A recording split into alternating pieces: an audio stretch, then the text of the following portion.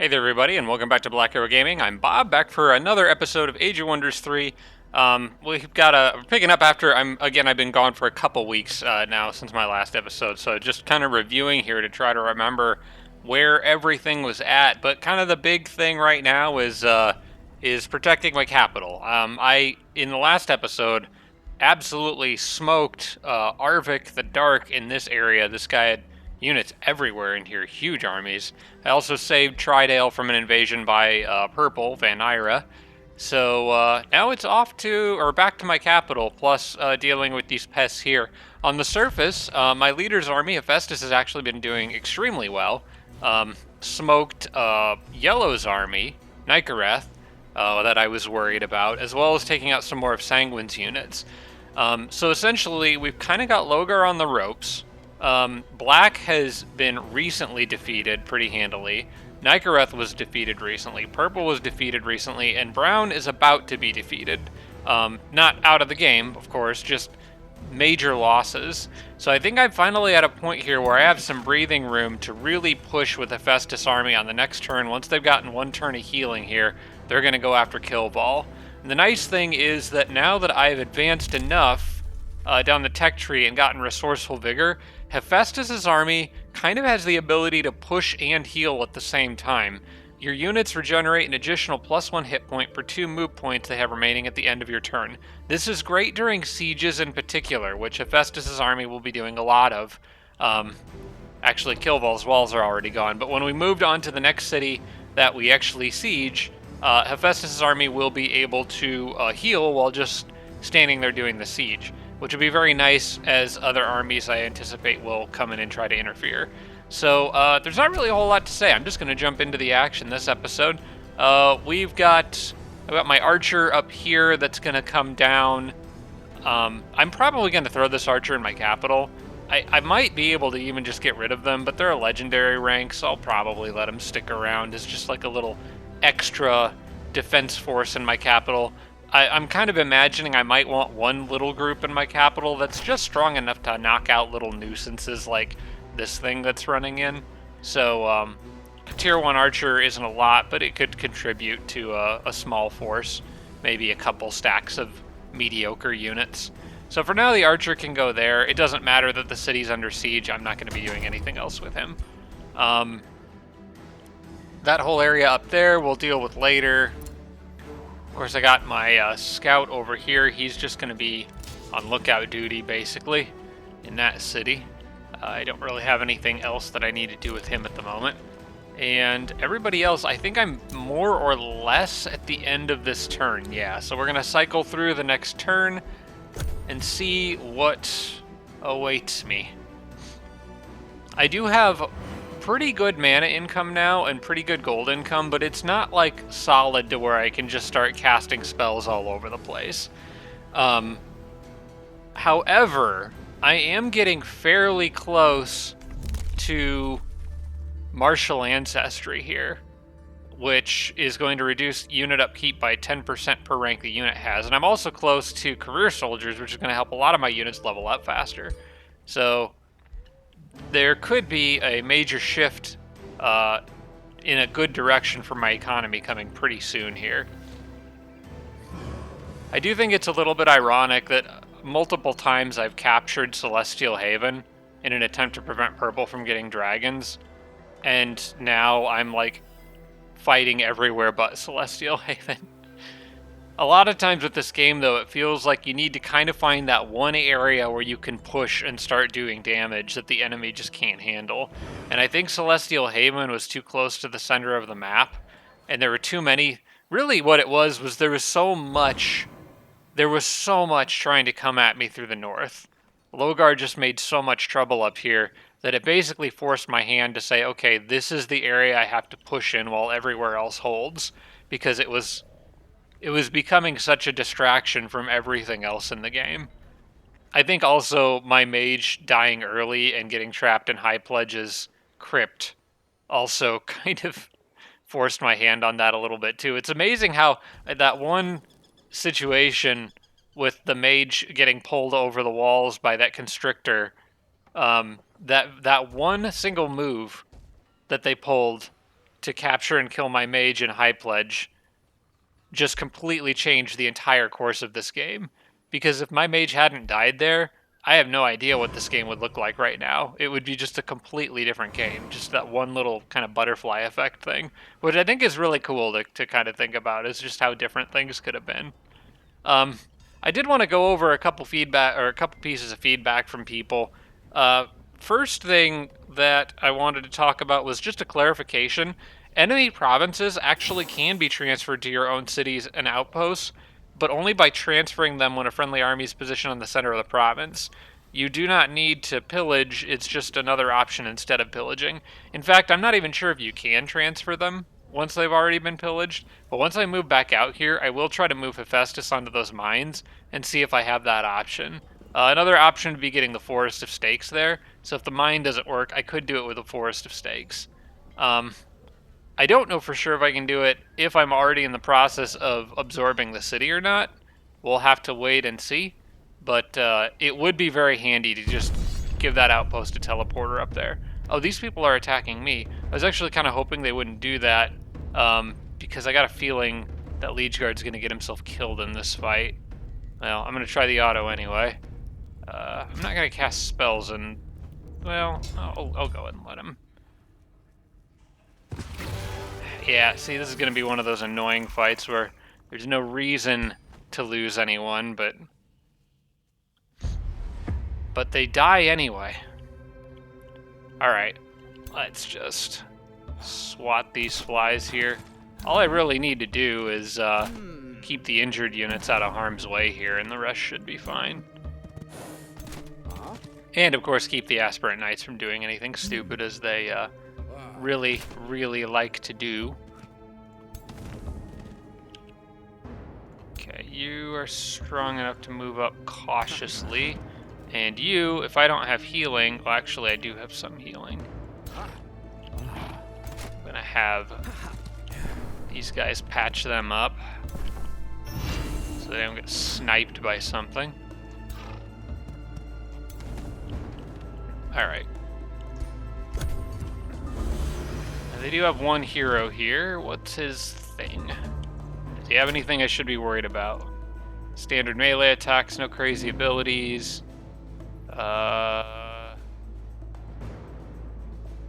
He has hyper awareness, which on a polearm unit, that's pretty good. And steel skin and gold touched. So he's gonna be tanky. He's gonna be very tanky. And then they got the transmuter with a ranged stun, AoE stun attack. Alright. Okay, I think I'm good to just kind of form a line here. I do want to break this. It's kind of in my way of where I want to stand.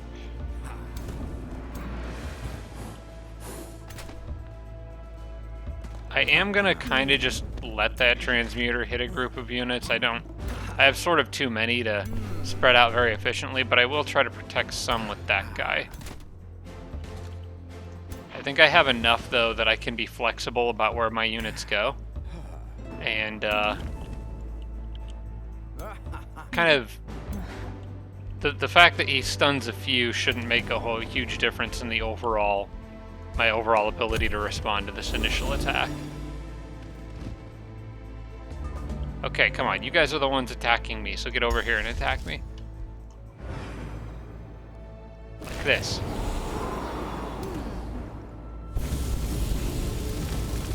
Let's just put a ton of stacks of burning on that guy.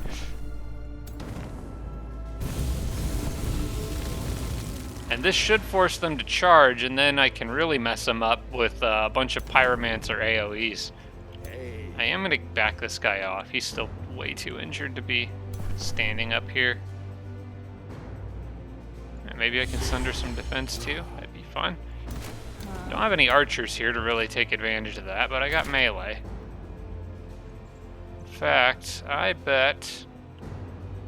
Do you have defensive masters yet? No, you don't. But I don't think that really matters. Go ahead and just start stabbing anyway. So I can protect her with him, and she can't really get flanked, so should be good there. Actually, I don't want you there. I want you here.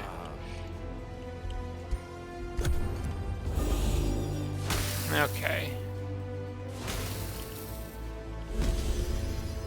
There's the big Sunder. Sunder, or Transmuter AoE. Did not actually stun anyone. Oh wait. Gilded the Pyromancer. Okay, I forgot. It gilds not... I think that used to stun, didn't it? Their AoE?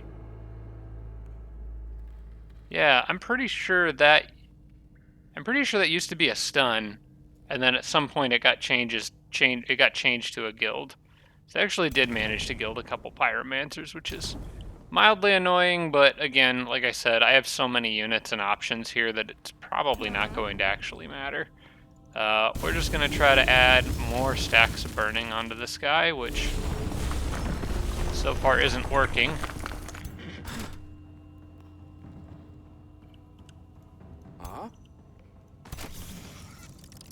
He's got his big hit. We got to watch out for that. I don't like him being there, and that big hit requires all 3 action points, so we're just going to ask him politely yet firmly to leave.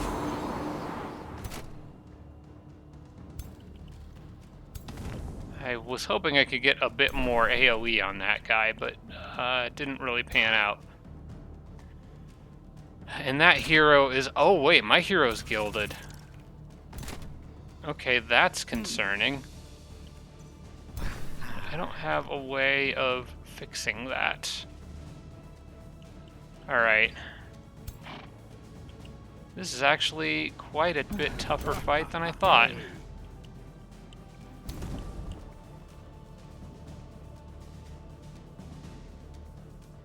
Let's drop this on those archers. I wanna get them start whittling down their health, because they could really, over time, pick me off from a distance. Their odds to hit aren't great, but it's good enough that it's concerning. That Aspirant Knight would get totally smoked by that hero. I don't really want that, so I'm gonna have these guys defend.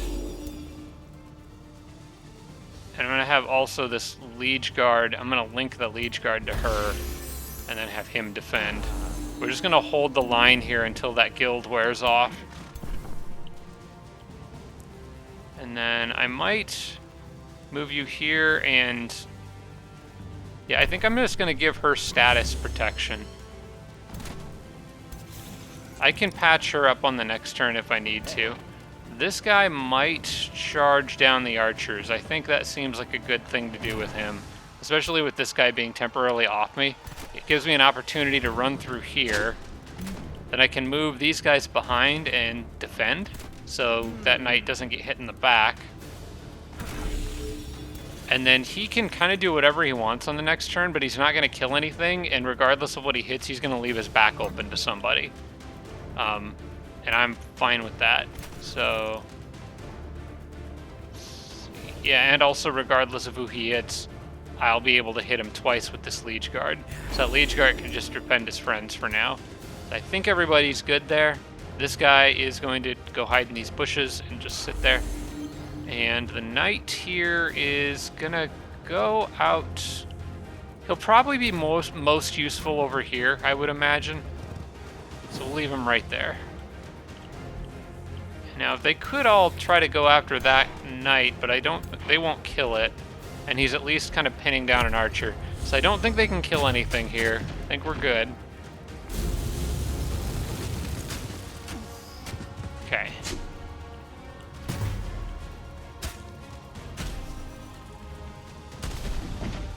Alright, this guy will be a lot easier to deal with now. So I can go here. Soften him up with some Sunder defense. Get a few more decent hits on him with these guys.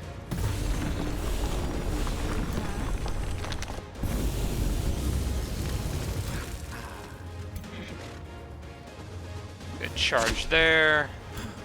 Couple hits here. There we go.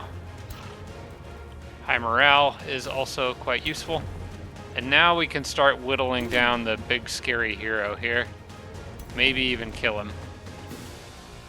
Do I have anything that could kind of soften him up a bit? So I could... You know what I think I'm gonna do? I'm going to go ahead and pop second wind on her. And then we're just gonna hit him with everything we've got. I think I can kill him here.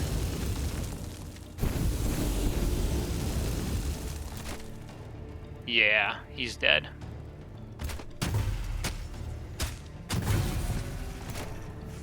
Okay. Now, I want to try to heal that particular Liege Guard, which is going to require some fancy movement, it seems. Alright, let's get this knight over here. So he's going to be charging. Actually, do I want to charge the archer down with him? I think I do. Although the archer's not really a threat. Oh wait, those guys can just hit the archer. Just do that instead. Oh, there we go. Cool. Oh, with him out of the way, I could charge through the fire and get in. I think that's worth a stack of burning to just put pressure on that archer. And then that allows this guy to more easily get back here and attack that unit.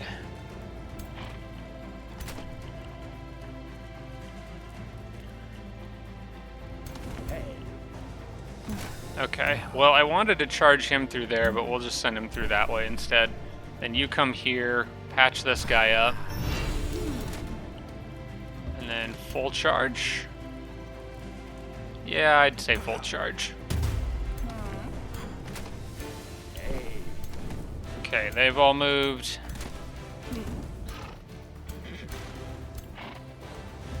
I am slightly worried about this knight back here. If the transmuter moves, the knight might be able to do a little bit of damage to the knight. So we're just gonna hit him with a good old-fashioned fireball, just for a little more damage.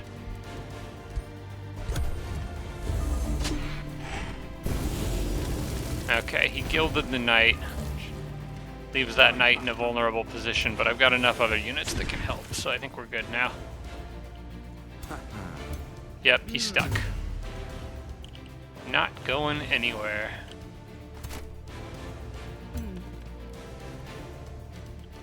Huh, I wonder why I can't use that taunt. Oh, it's too distance and I'm too far away.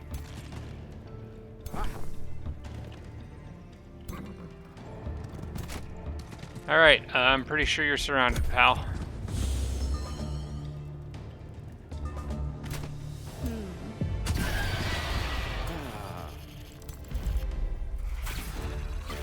That's much better. One less group of pests that I have to deal with. I will likely be leaving, what do we get here? Decent armor, but I think I've already got pretty decent armor on most everybody. 3 defense, 1 status resistance, 5 hit points. I guess we'll take it and have a quick refresher.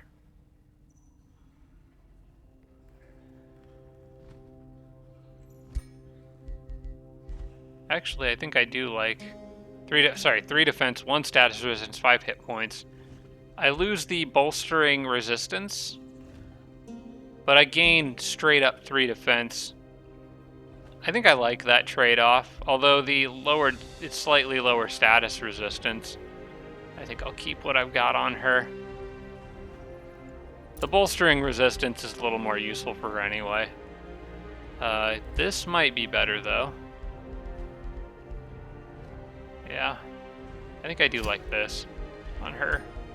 I'm trading it up to a tier 4 for that one. Okay, I'm not gonna look at everybody's armor here. Let's see. Gotta pan around the map here and see if there's any... Well, actually, the easiest way to do it is just clicking through here and looking at my endless string of domain invaded messages. Okay, hey, they're actually pillaging crap in, what's this city? flowing fields. I was sort of worried about this. That's going to be annoying. So I was trying to grow flowing fields, and I guess I got most of what I wanted here. I do want to build that Hall of Geomantic Resonance. That's kind of just always good to have. Okay, domain's been invaded. That I'm aware of.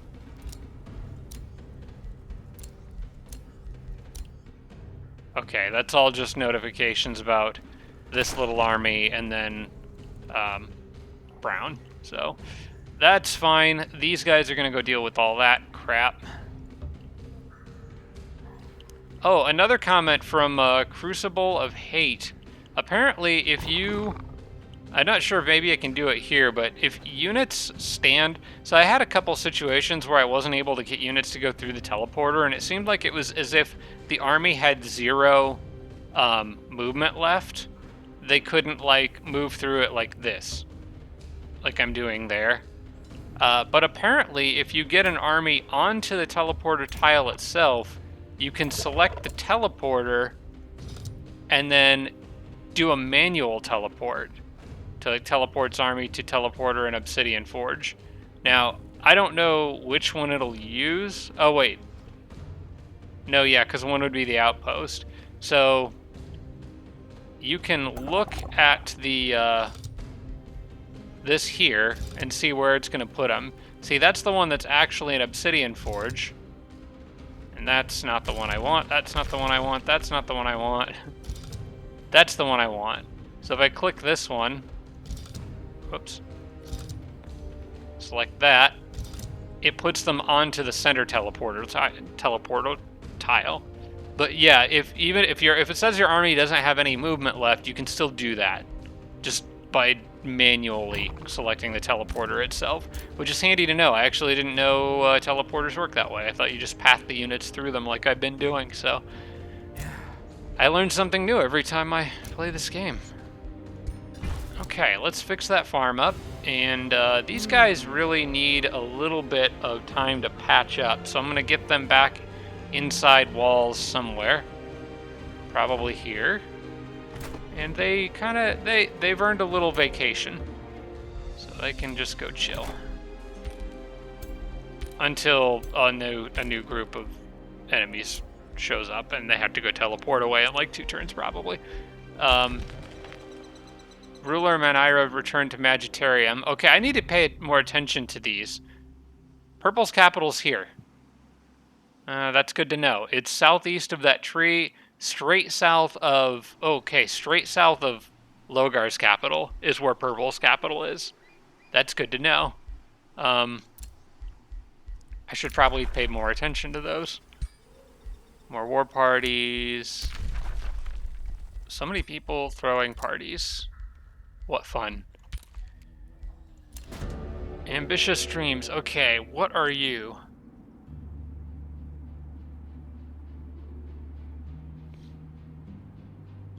You're an explorer now, and you could be a collector or a lawbringer. What is these? Let's see. You like the collector to own a full collection of powerful artifacts. That would be very easy to get. And then you get equipment mastery, which gives you health per item to equip. That could be a lot of extra health on a hero that I'm pretty sure is a pikeman. I wish you could like minimize this and go look at the hero. That would be kind of really handy here, but Lawbringer is one that I don't think I'm as big of a fan of. Pragmatic Leader. It gives units cold-blooded. It does give them less unit upkeep, though. That's pretty cool. That's just for clearing infestations, though. I'm not even sure if I can do that. I think the infestations have been pretty cleared out by this point, probably. So I'm leaning towards Collector. I think they're both better than Explorer. Yeah, I don't really feel like I want Farseer that much as compared to just being Collector, which I could easily get, and because I can just make items for her. And it's going to get me item, more binding essence and equipment mastery, which I already have plenty of, but it's mostly for the extra health on her. I think it's just more useful. I'm going to take the being a collector. just because it's easy to get. Now where were you? I think that was probably my new hero, the one that I just moved back into Nebular Sanctum. That was most likely her. Yeah. Okay, so fully equipped with tier 2 plus items. Well, that's a tier 4, that's a tier 3, that's a tier 4, tier 4, tier 3, tier 2. So we'll just continue making items. I am making more haste boots, but I'll try to add some. Maybe I actually have some. I mean, I have a second wand of provocation that you could have. I don't think that's technically against the rules, so here. Oh, never mind. Okay, it is. Yeah, you can't do that. And that's only a tier 1, the Cloud in a Bottle, which I've been avoiding using this because I don't want to inflict wet on units in auto combats, so I just haven't been equipping that. Oh, a whole nother group of random extras here. I didn't even realize I had another group of units hanging around here. So I actually got 4 groups of kind of crappy units hanging around in this area that have been tailing the other armies. I'm going to leave them here for now. If anyone needs extras hanging around, it's these armies because they're weak. But who's not weak is Hephaestus and company. I am going to try... Well, I'm not going to try. I am going to take Kill Ball this turn. And pretty much all my units are all patched up with the exception of a few of these guys, but they're not beat up enough to worry about. So we are going to take Kill Ball. And I'm going to see if, while I'm at it, I can add that mine to my province. No, not while it's pillaged. But I should be able to do it with the Forest of Stakes.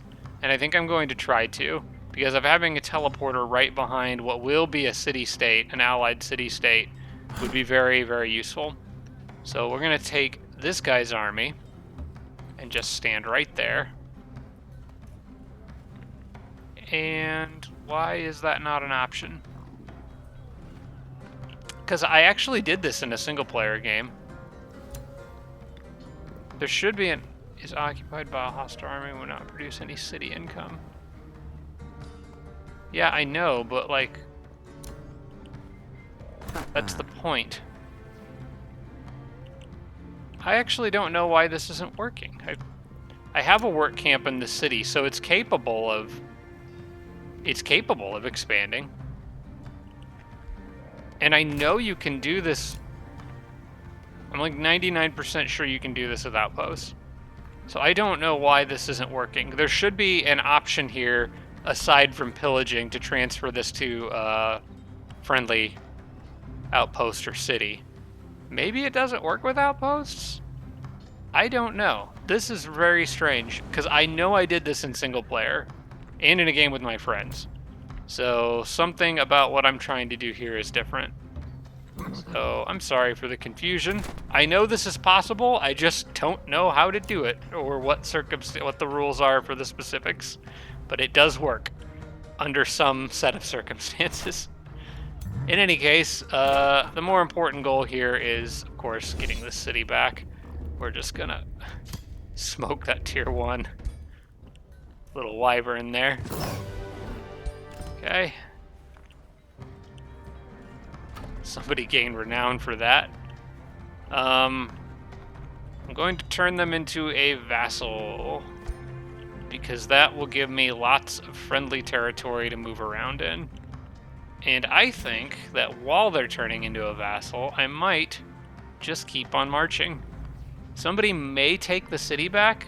Hephaestus can't always turn around, but I don't really want to have Hephaestus just sit on this city for 4 turns when they could be advancing.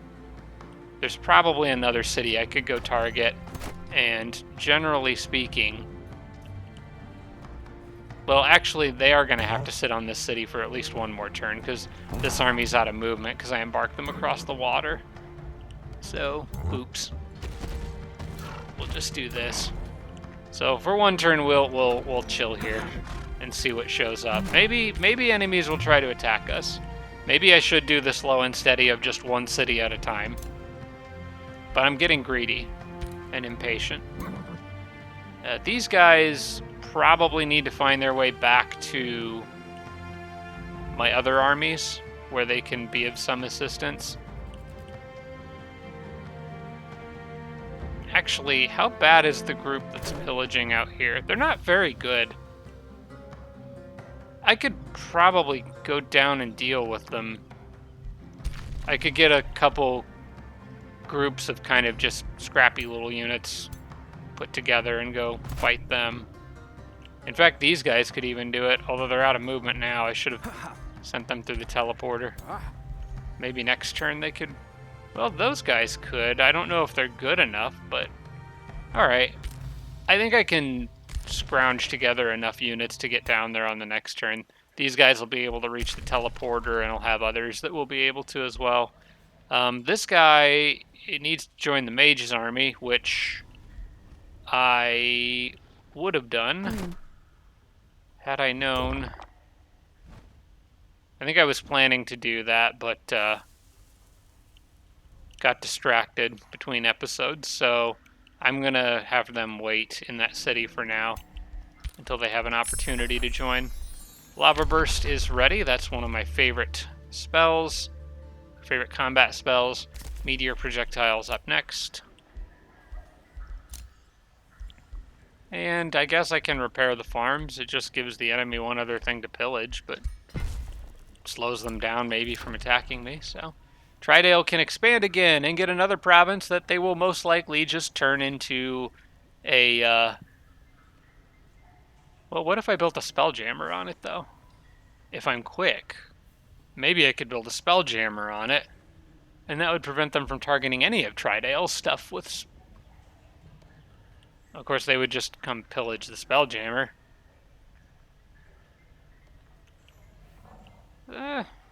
But... having it there gives me 2 mana nodes. The Spelljammer would pay for itself, and then some. I think I'm going to try to. Putting it down here would be a lot harder to defend, so I'd rather put it up here. And we'll see how that plays out, I guess. Alright.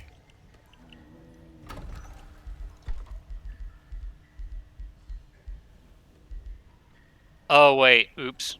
I can't get a Spelljammer there. Okay. In that case, I'm going to actually probably raise that structure. Although it's getting me 30 mana per turn. That's a lot. But I just know that Van Ira is going to turn that into a gloom thing with her magic. And then it's going to be another pain in the butt to clear it out. I've got enough units that I can, though, and it is kind of free XP if I look at it that way. I think I'll leave it. I'll just enjoy the extra mana income while I can. This would cost 66 upkeep per turn, but it does give my support units a chance to cancel defense modes. That's pretty good. I think that's worth doing. I have a lot of battle mage units.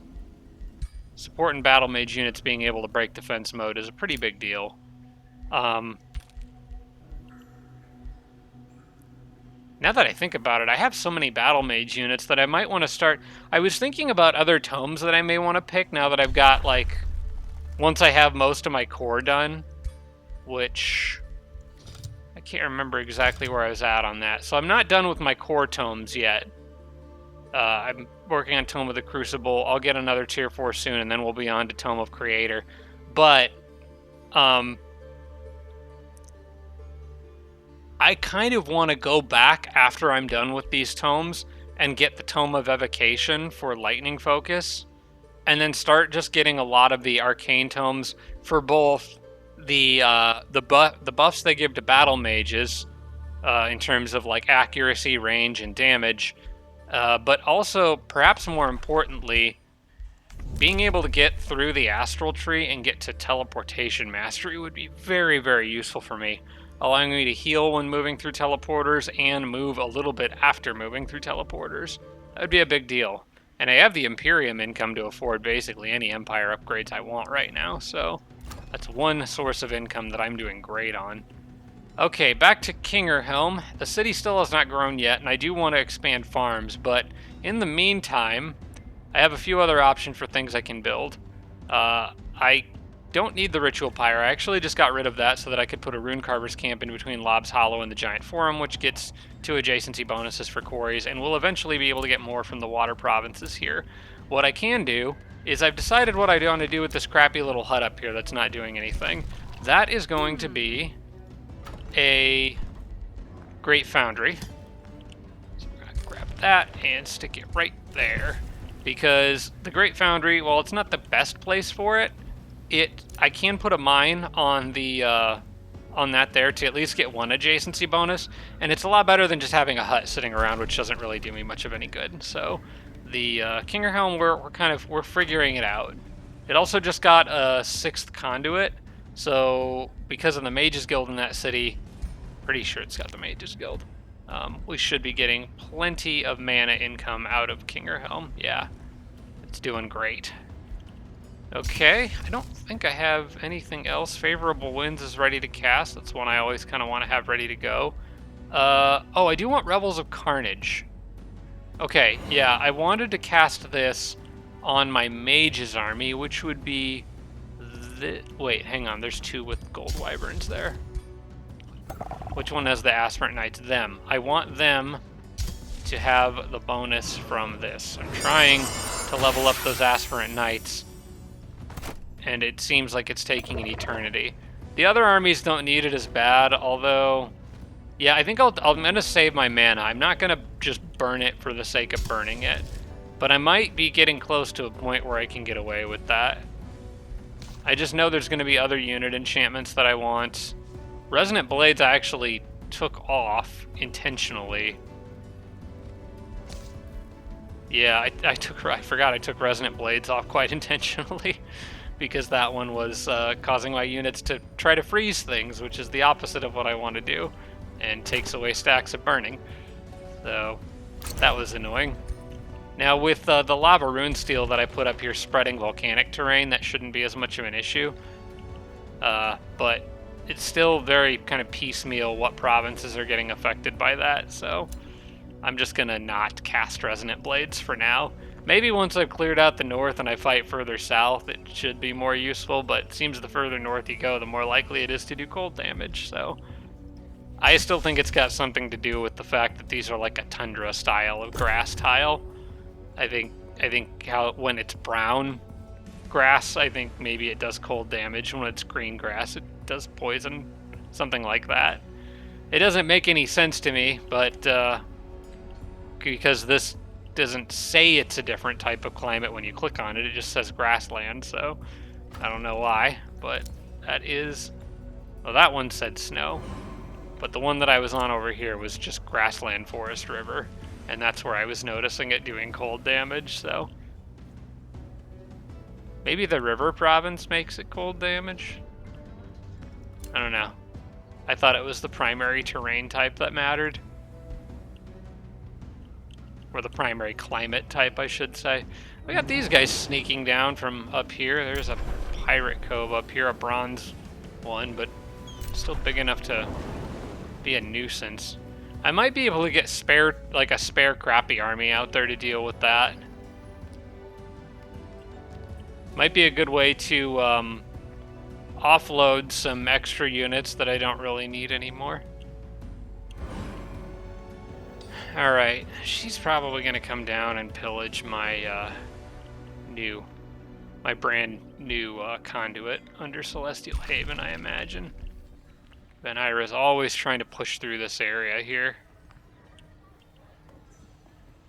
Yep, here she comes again. That's her shtick.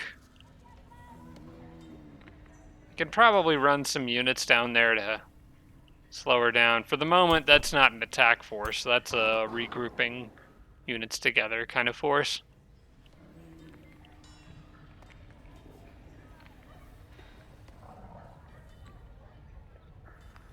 I keep forgetting I need Tri-tailed Crow to get the to get the town hall upgrade that I need for spelljammers and stuff. If there's one area I'd like to make progress for benefiting my own cities, it's Tridale. I want to burn Utopia down and take all this territory for Tridale. There's so much good stuff in here that I just can't get my hands on. It's like a Torment of Tantalus situation going on here. It's right there. But I just don't have the capability to get it.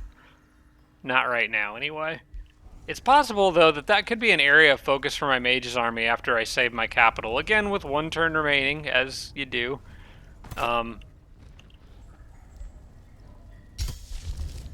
Okay, yeah, I think we're good. We got the level up faster thing on these guys, so I'm gonna rush in and looks like I can actually split that army with that hero off from the others. It's gonna pull in these guys instead. I'm okay with that. Because that leaves a hero's army out of the fight, which is fun. I will allow the use of spells here. I actually don't anticipate any losses in this other than possibly those 2 knights.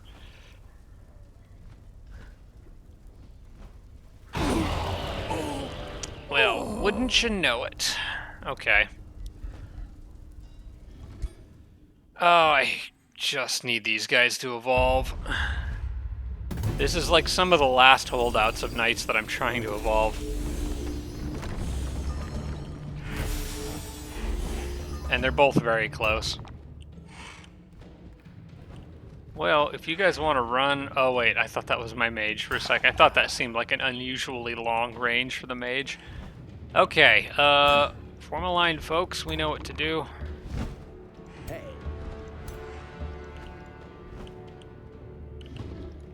Hey. Every single one of these armies should be capable of outperforming every single one of their armies, so I think just a solid move forward and defend plan is probably the best. Try to get the archers protected, and don't forget to link to your friends. Here we go. You could actually move up a little further, I think.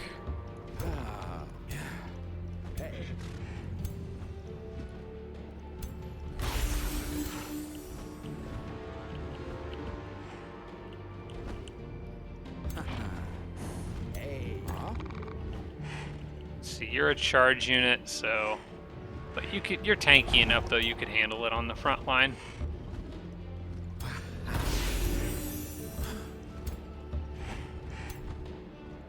And then we'll just move these guys over like that. It looks like I can get a cheeky shot off here, so I may as well. Okay, let's see what they do with that. Whoa, what the heck? Oh, they got lava burst. Okay. It's not going to be very effective for long, because it won't be long before my units are immune to burning. I just need a few more tomes, a few more researches.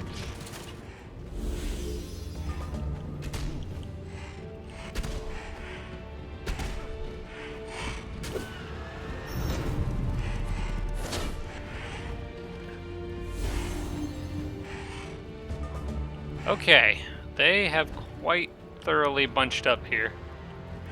My mage can actually do a ton of damage here. Okay, this is actually really great. Blast Evocation here should hit everything.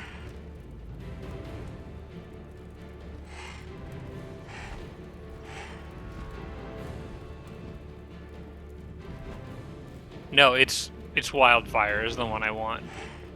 Yeah, Wildfire will hit all of those guys. Oh. Oh, that hurts. Can I do... No. That would leave me, I think, with 1 action point. It's not a free action. And I need all 3 for this, so we're just going to do that. That's too good to pass up there. Oh, that's a big hit. Okay, wonderful. Also, it'd be really nice if I could knock her out, but she's a little too beefy for me to be able to do that just yet. What I can do, summon you. This guy can just deal with the pike. And then they can go. I can get this spider back here to annoy those archers. Do you have a charge attack or a... No, you've got that sweeping attack. Okay. This should be annoying.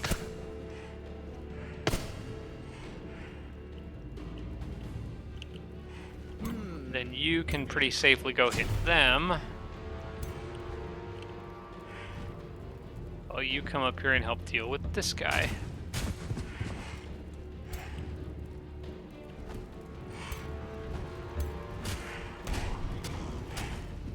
So much Thunder defense. It's this that change they made, making not flame burst weapons, sundering blades 100% or guaranteed sundered defense is so good, because now the archers do even more damage.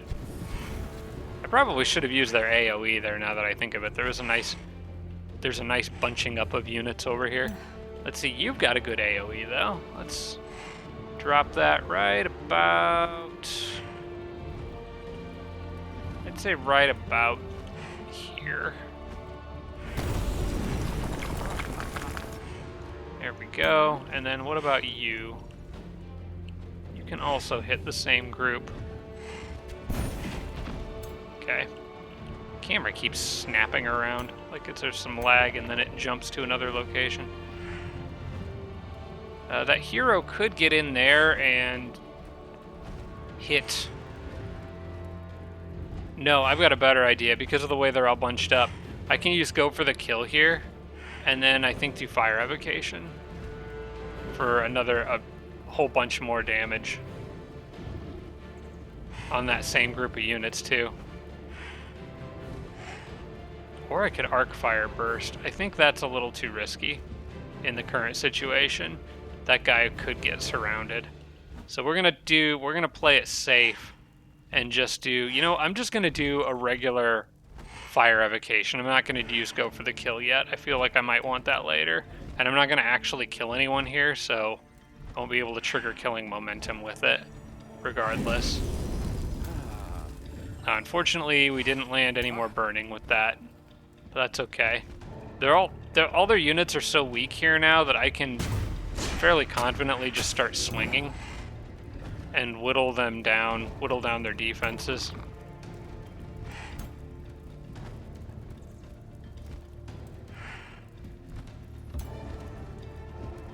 Have him go there. I'm gonna take this guy and go here.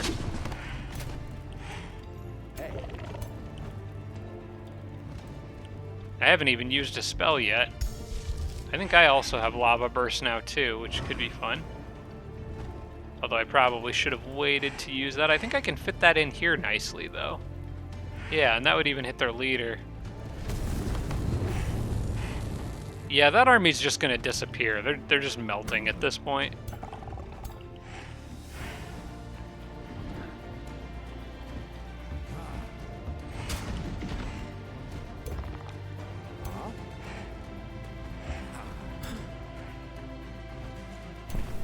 I'm gonna try to force those guys to all come down to me. I'm not gonna go engage with them.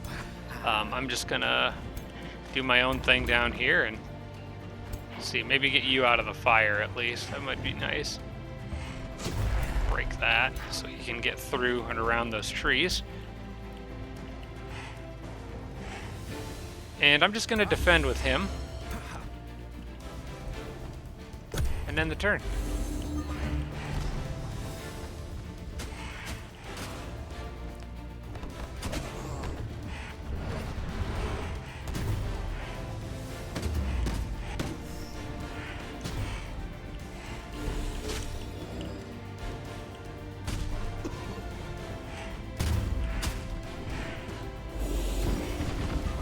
Okay.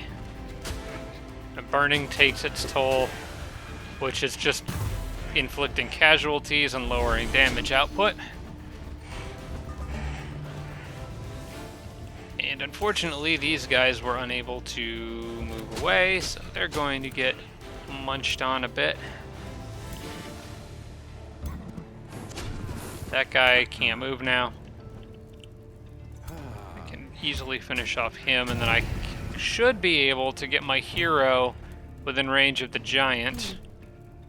Maybe even taunting them, which would be nice.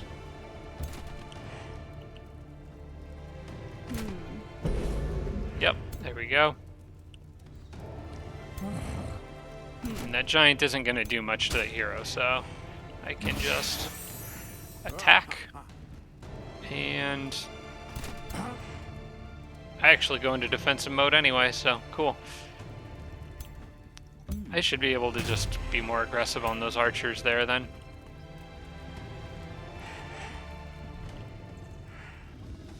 I can go ahead and whittle them down. This will just basically guarantee they die on the next turn. They might actually die just from attacking my hero. I don't know if they quite will. I think it'll be close, but then from here I can just start dropping people left and right. My mage can do a big attack right here, which will not hurt my units, but it will hurt theirs.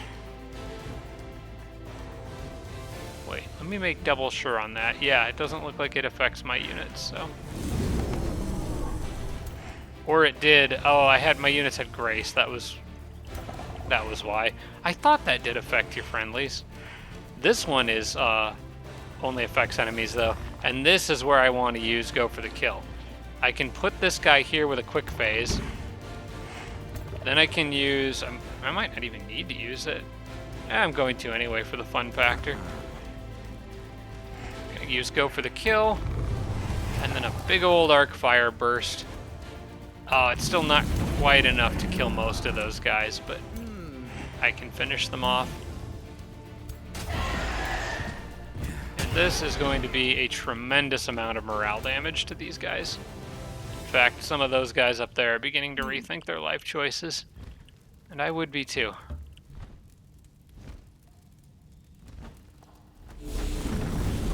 Just put some damage on that hero before he comes in here and causes any trouble.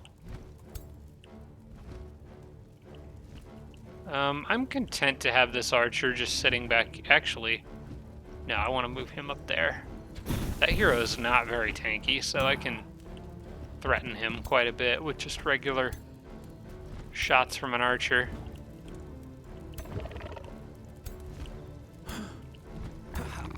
Hey. So much burning.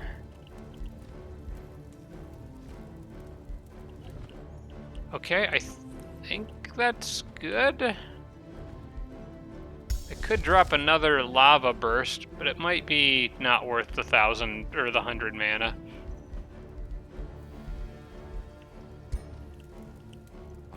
Nah, I think I'm just gonna continue to hit here. We'll take one more unit out. And then I might do a hold the line right here. That seems like a good spot to put one down. Who else do I have left that can attack? Oh, you can attack. It's not worth running through the fire. I'm gonna move up here instead and defend.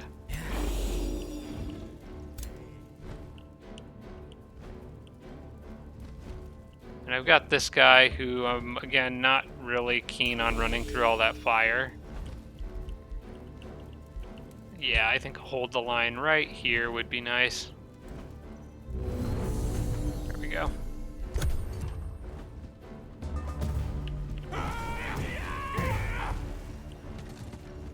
What a battle cry that was. And you just die from burning. No, I think I'll be hunting these guys down. Thank you very much.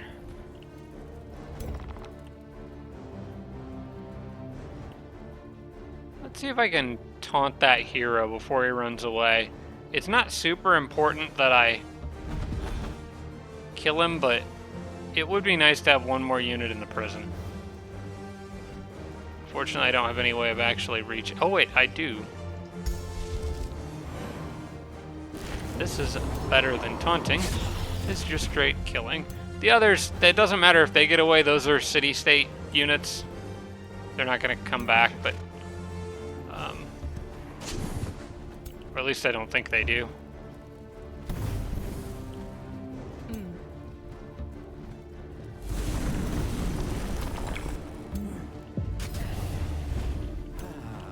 But these archers here, I do want to chase them down, for sure. And it's probably worth getting my units out of the fire here.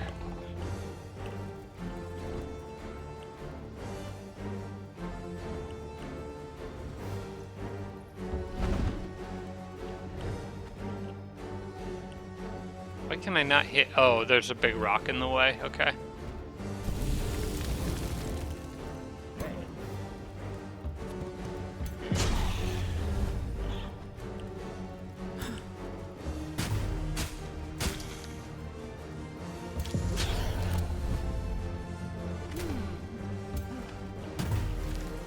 When will you fools learn to not attack my capital?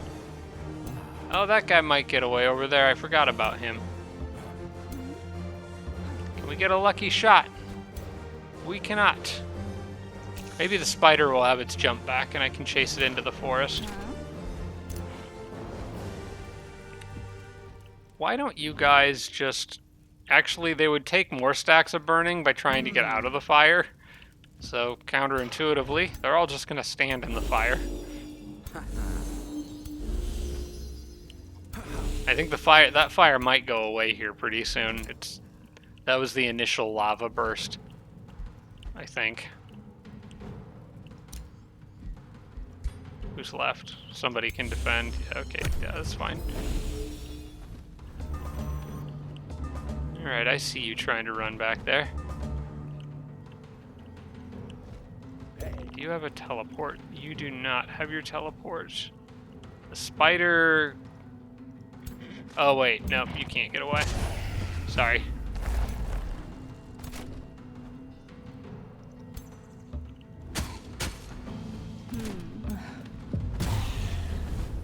Alright, neat.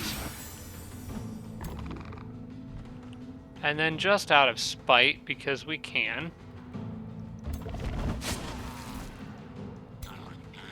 They will get away on this turn, but that's fine. Again, I'm not worried about them coming back. Okay, now the fire did go away, so we can get out of the fire and try to stop burning to death. Can you pick anyone off? Probably not. Alright, well, we'll see what they do. I think they'll probably make it. Oh, that poor guy didn't quite... Nope, he didn't quite make it. Okay, looking pretty good in that one, I think. Got a couple more hero ranks up, too. An item that I thoroughly don't care about. We're just gonna disenchant that. Okay. That stops the siege and gets me another unit that I don't need. I think I'm gonna start disbanding some of these guys. I'm getting a whole lot of aspirant knights that I don't really want to take the time to level up. I guess what I'll do is I'll get a group of them, but I'm not gonna worry as much if some of these, the ones that aren't close to leveling up, I'm not gonna worry if they start dying in auto combat. Yeah, we're just gonna have to be fine with that. It's the ones like with the mage that are very close to evolving. Those ones I don't want to die. In fact, they might level up after this next fight here. I bet they would if I 1v1 that stack. If like I backed the other units off and just attacked with the mage's crew. They might win that.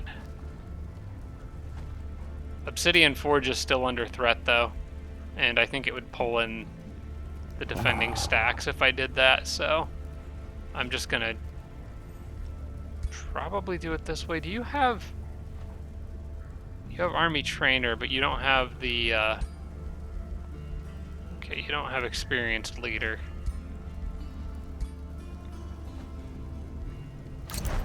You know what, I still think it might be worth trying to just get that evolution in there. And these guys are going to run back to their teleporter after this, most likely, so I'm just going to go ahead and back these two groups off. They don't really need to be here. And I'm going to back this guy off too. I don't know where he's going to end up going yet, but I just want him out of the way. And these guys are going to participate no matter what I do. So it's going to pull in those guys as well. Whatever. Okay. I kind of wanted this to be a 1v1, but it's fine. Well, my friends lost something, but I don't really care about that. They'll come back with more. Huntsman Axe of the Assassin. Probably a good item, but not one I'm going to use, so we'll just disenchant that. I did get the haste boots that I could give somebody. I think those are more, I was making them more in anticipation of people evolving, though. Or not evolving, but getting the ancient giant transformation thing, or whatever that is. I do want to move down that part of the tree for her. That was mostly for, like, these guys who are on mounts that right now can still benefit from other better shoes, but eventually will become giants and will not be able to ride mounts anymore. For the spell blades, I want to go down Arcane Skirmisher over here. I've actually got an idea for what I want to do with these guys. I found a very, very powerful combination of things you can do with spell blades, although I do need more haste berries to make it work. I don't think I have enough, but in any case, Arcane Skirmisher would be next on my list, so we're going to pick that up.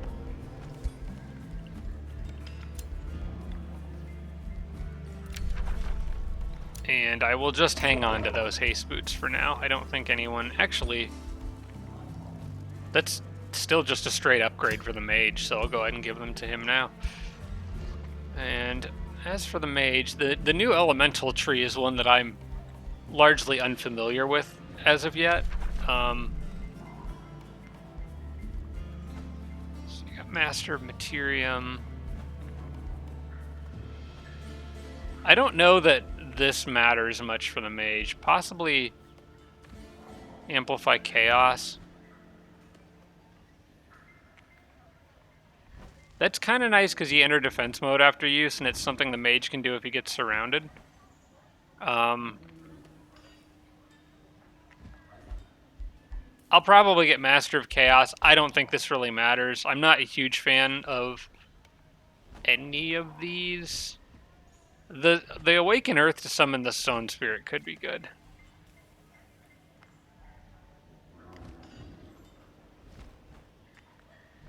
Yeah, I would probably just, if anything, if I take anything out of there, it would probably be the summon. And giving the units +1 defense never hurts.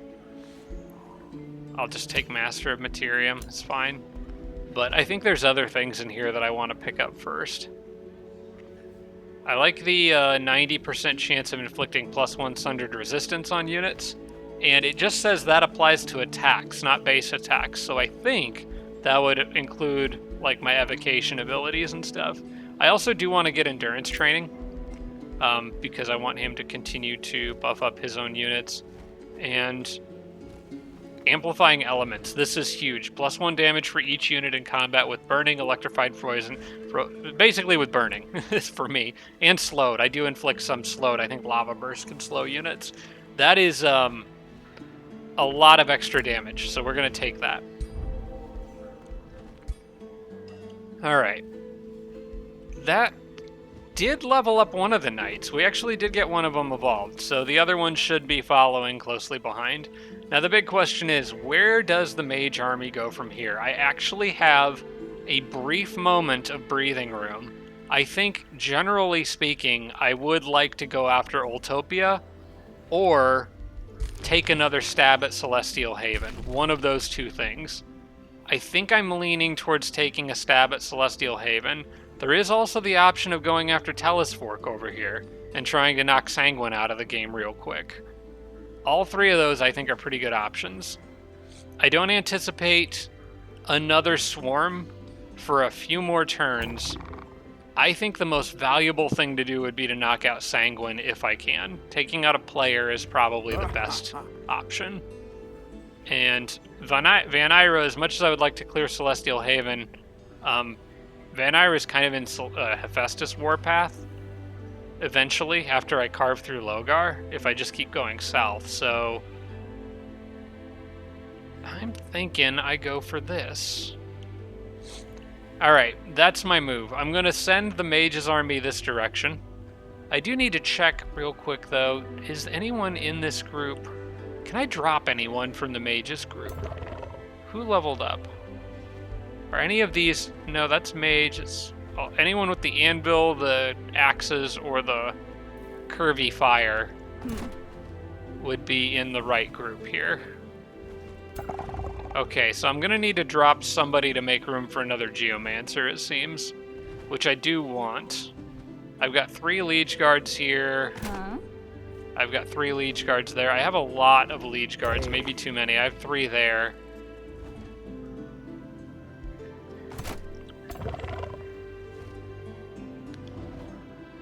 Okay. I probably could drop a Liege Guard for another Mage, is what I'm thinking. Another Battle Mage. Maybe one of you guys. I'll drop the Legendary rank one so that the other 2 can continue to get experience. I'm going to move him here. And then I want to take this Mage. Oh, wait, not that one. It's the other one that's standing up in my Mage's city. So I want to take you guys back through this teleporter. Right here. Yeah, that's fine. Then I'm going to take you guys through to here.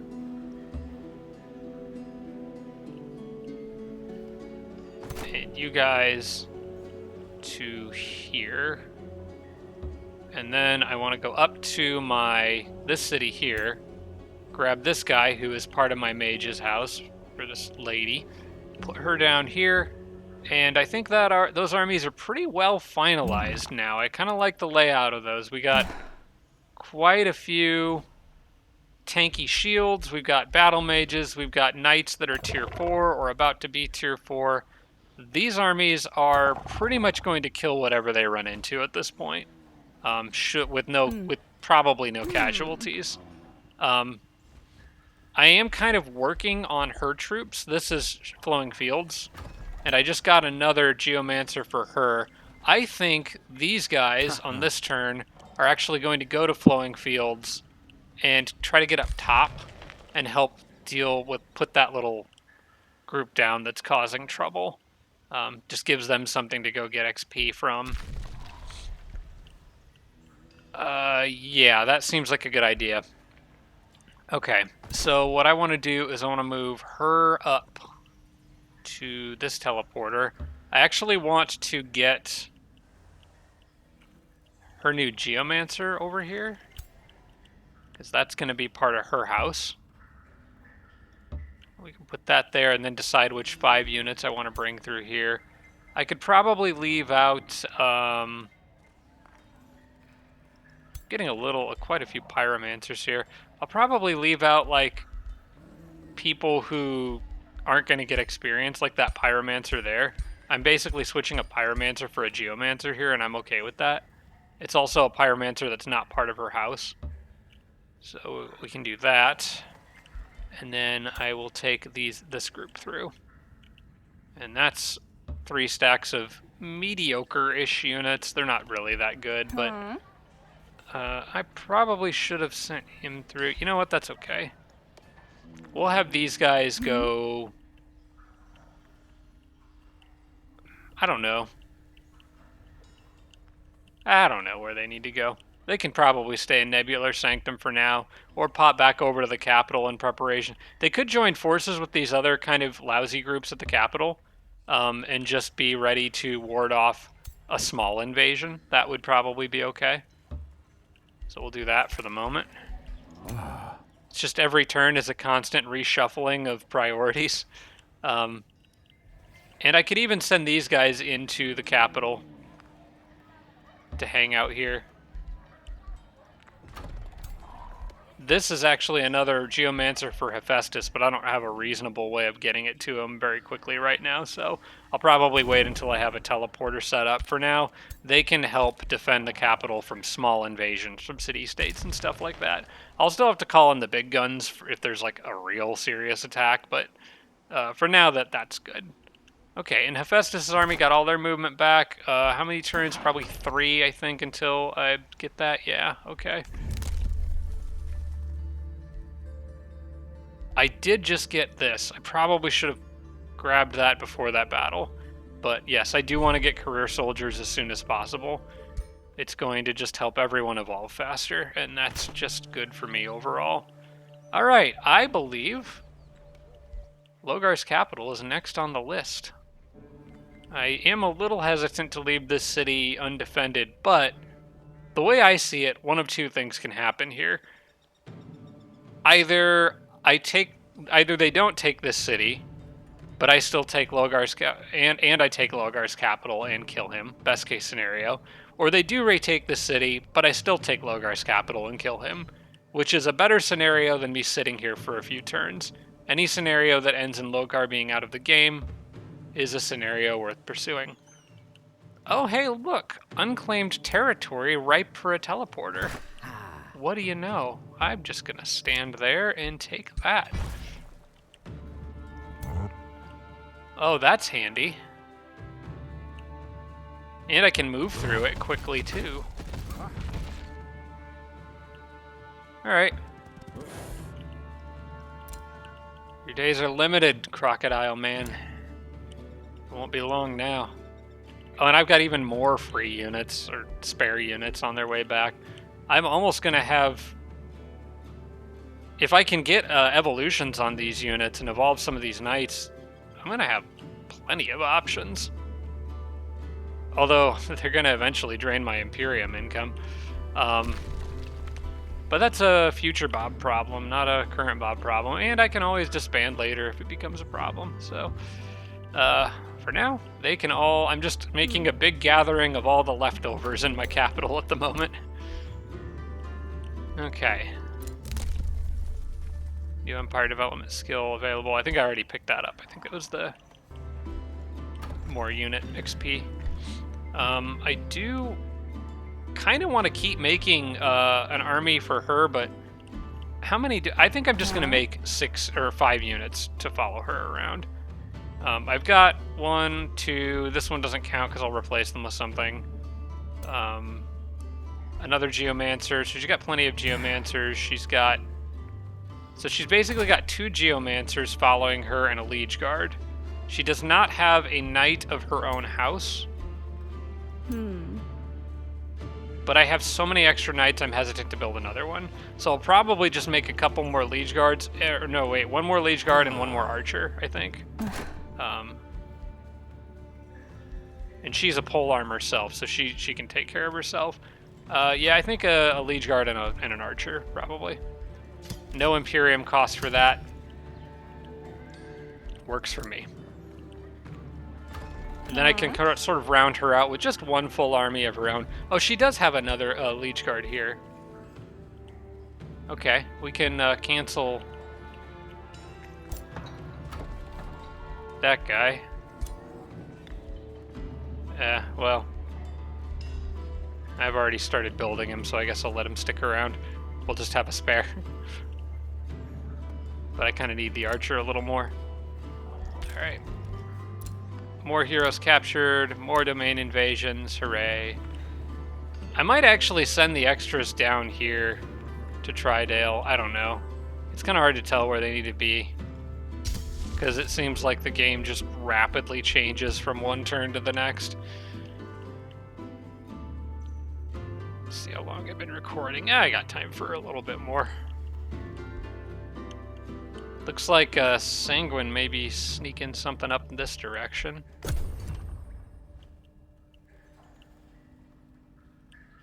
I actually wouldn't mind if she did. She's going to run into my second best army, and these guys are no joke anymore.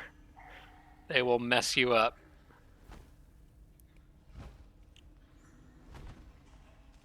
How long is it before I get Oh, hero cap increases in 24 turns. That seems like an eternity. Okay, Logar's moving next. Let's see what he's got cooking. Nothing. His turn went pretty quickly. Then Arvik, who should be recovering from his losses a couple turns ago. They bounce back quick, though. In fact, Brown in particular has been bouncing back very quickly. So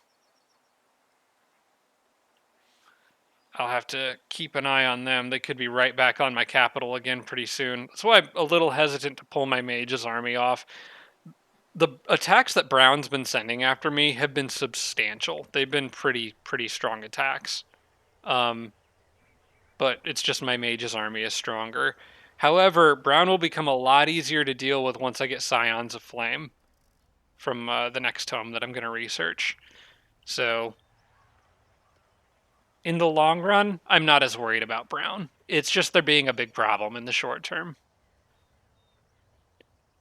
Now, I'm really hoping that Logar here has gotten enough nature affinity to turn his people into plants, because that just sounds like fun.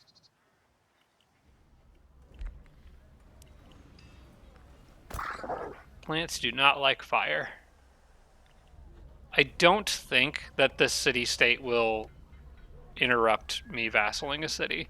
I think it would have to be an actual AI army, most likely. But even if they retake that, I'm fine with sending Hephaestus deep behind enemy lines. I don't know that there's any army in the game that can take this out. This group is just stacked. With the exception of that one Pyromancer that I don't really feel like needs to be there. I would like to replace them with that other Geomancer, but I need that teleporter. Okay, it's Brown moving now. I did want to check to see if Van Ira's done anything substantial. No, she's just regrouping. And Brown is probably going to approach from this direction. I'm pretty sure Brown is coming through this cave entrance here. Yeah. Oh, they got gold golems showing up. That's a little scary. Just one more reason to pick up Tome of Evocation eventually, I guess. I actually think Evocation's a really good tier 1 tome. Some flat damage boost on all your battle mages with no drawbacks. That's pretty nice.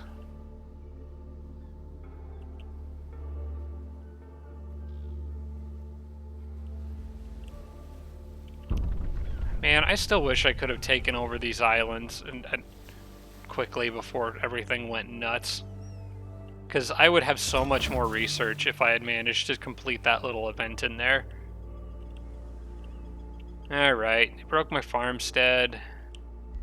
You just being a nuisance. Alright, where am I being... No new invasions. Holy crap, that's refreshing. Okay, well, I'm gonna drop somebody from this group. Who needs to go home? I'm gonna send one of the battle mages home. We don't need this many pyromancers hanging around. Where was I thinking about sending the extras? I was thinking about sending them to Tridale. Not sure that I want to do that. I'm gonna send them to my capital for now.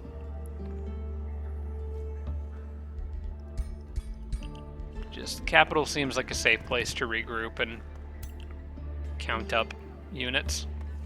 Alright, looks good for now. I actually have almost 3 full stacks there of mostly crappy units, but units nonetheless.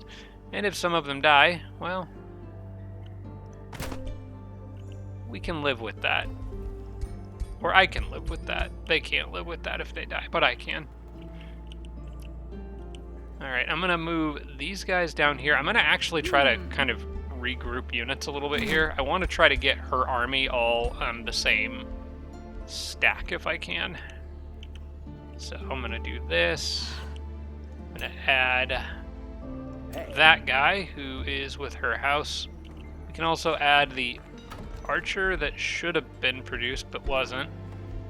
I was a little too slow on that, I guess. Let's grab the armory. Actually, I don't even know if I want to bother with the armory here right now when I could get something better, like a Specialty province improvement. I'll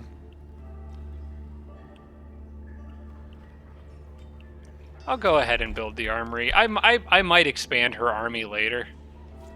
So I think having that doesn't hurt. And I've got money to spare right now, so... Need to get her up top. Do I want to hurry the production of the archer just to... It's not worth 126 gold. We can wait. And I guess I got most of her stuff together. We'll add the geomancer there. That's sizable chunk of extra troops, and then I guess we'll throw the pyromancer in. Okay.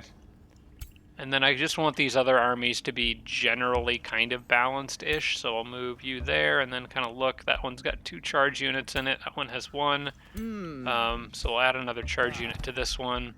I'll add a extra shield to each. Spread them out. And then you guys don't have a battle mage.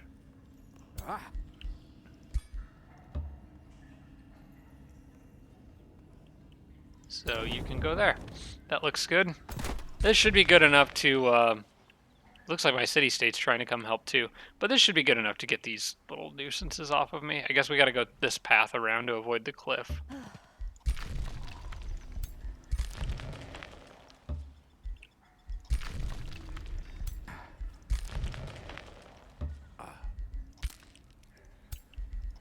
Alright, that looks fine to me. They'll take care of that. And my mage's army, while we have a moment of peace here, I am going to go here and we're going to build some roads straight to the enemy capital. And it looks like I can actually deal with these guys along the way, so that works for me. Oh, look. More territory that I can build outposts in. I could have a forward base here. Ah, I like that. Alright, well, let's take care of this little group here. Yeah, we'll just let them cast spells if they want to. I just don't want them to take too much damage while I'm moving in to do this. A pretty good bow. Hey. I don't have an archer hero yet, though, so... we'll sit on it for now. There's my beautiful outpost. Okay, let's expand out a work camp to get a teleporter here. I see no reason to slow down. We're just going to keep marching straight at Logar.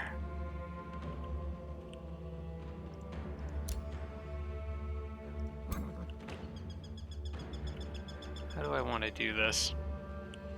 Can they all move basically the same amount? Okay. Yeah, we're just going to line them up in a wall here. Just outside of Logar's territory. Now, he's got that annoying mist thing. That is scary. Not because I'm scared of Logar, but because I'm a little scared of who else might join to help him out. But Feywater Pond is right there. I could raise it. Okay, I'm going to do that, actually, on the next turn. Because I don't want to deal with that debuff. That's a very nasty debuff. Okay, now am I going to have enough time to build a road through here and get to Sanguine before somebody else interrupts me?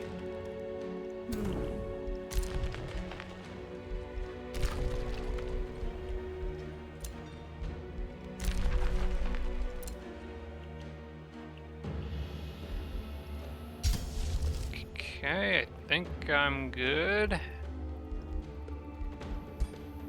Alright, let's cautiously go to the next turn. Got a lot of different irons in the fire right now, but if I could just hang on to Killball, that would be really, really nice. That's a lot of territory that I wouldn't mind having as friendly instead of enemy.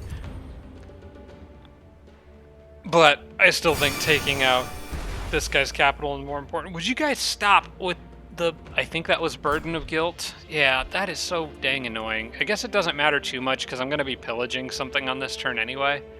But... was that Sanguine? That's Sanguine. You know, if... it's almost worth knocking her out just for that. Burden of Guilt is so annoying. It's not the damage that it does, it's the movement penalty that it gives you. Just slows everybody down. Sanguine is trying to make a counterattack on Killval, I think. And she might actually succeed. Can she move that far? She can. I might need to interrupt that. If I have enough movement to. I've got favorable winds if I need it. Yeah, I'm gonna have to stop her from doing that. That's not okay. She might reconsider once my mage's army moves in on her capital, but if Hephaestus can help out, I probably should.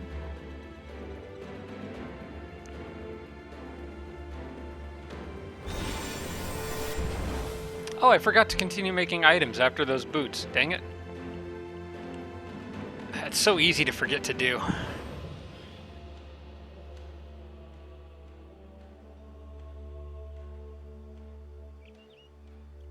Wait, did somebody else just hit me with Burden of Guilt? I'm not sure. I think they did. Hang on. Well, if they did, they targeted the same army.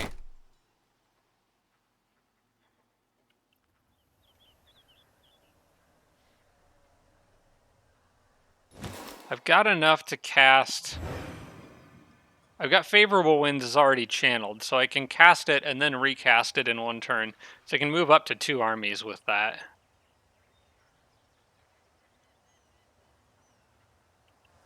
Didn't I just killed a big Sanguine army up here around Killval not long ago.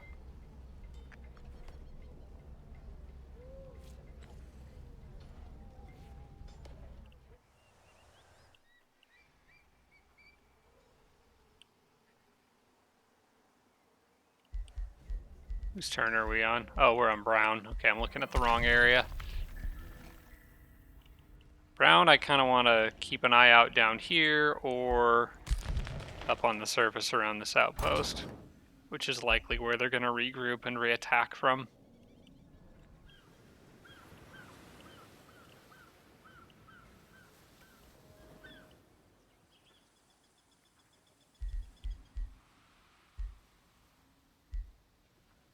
Oh, Fiala just came back to Duberg, wherever that is. I'm going to click on that and try to make note of it, because I'm not sure where her capital is. Okay, where is Duberg?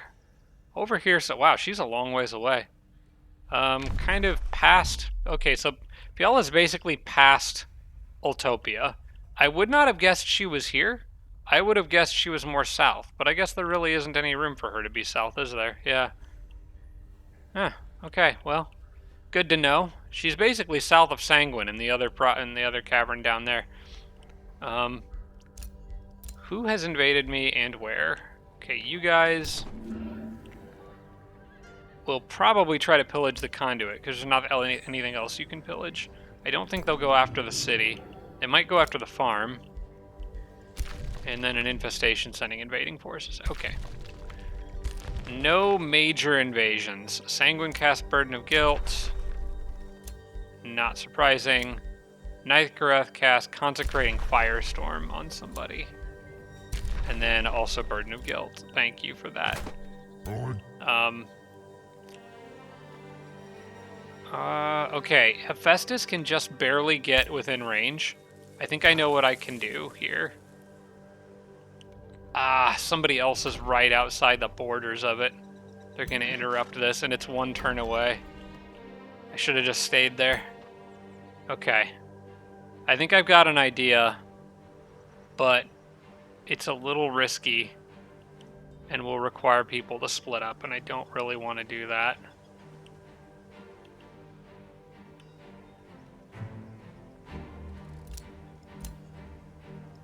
If I can do enough damage, though, it might not matter. Okay, I can move these guys to here. They are going to need a hasten spell or whatever to move any further. These guys have the most movement, and I want to put them here. Now, Hephaestus can get involved in this battle, but unless I cast another spell, I'm going to need one on these guys. Excuse me, I'm going to need one on these guys, for sure. They can then move to here. And I can use a fast unit to pull these groups into the battle. Now, that says it's risky. And that's because it probably is. I wish I could see whether that was a city-state army or one of the AI armies. It would probably be irresponsible of me to try to do this fight as a risky battle. Even though I think I could, because Hephaestus is just so freakishly powerful. I think we stick to the original plan. I knew I might not keep that city, but getting another city down here with a teleporter just amplifies my ability to do things in this area, so while it is unfortunate, I am getting a teleporter up faster this way, so it's still kind of a win. I'm going to do favorable winds again to get these guys in. His Burden of Guilt is a stupid spell, and I don't like it. And then channel favorable winds, so I get it ready quicker on the next turn. I thought about trying to use favorable winds on this army here to see if I could get them up there to deal with that, but it wasn't. It wasn't worth leaving one of my armies isolated from the others so close to enemy territory. It's not worth taking stupid risks like that. Okay, in any case, this should be pretty easy. I almost wouldn't mind being able to do a fight with Hephaestus, though. Yeah, but everyone survived, so I guess we'll accept it.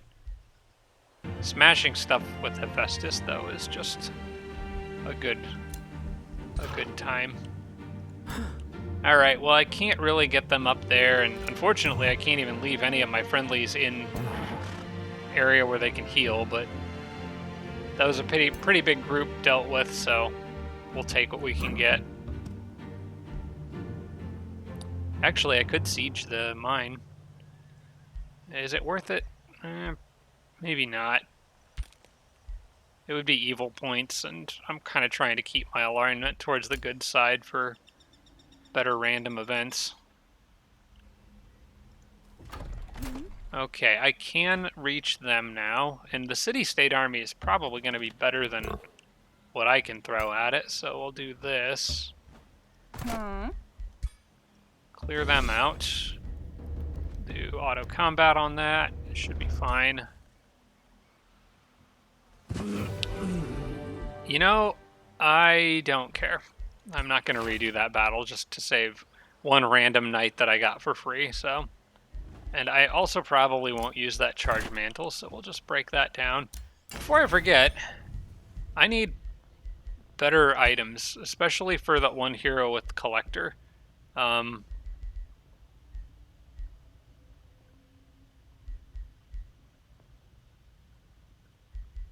sure I can make something better than that. Let's go here. I need the miscellaneous items. So let's just see what we can do. Army recuperation is always good. Rune of Command Fire is always fun.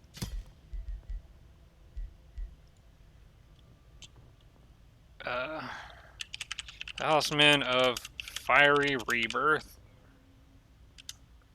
Or Healing, I guess. I don't know.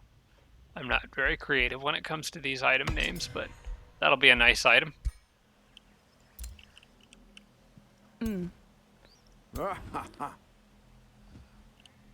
Okay.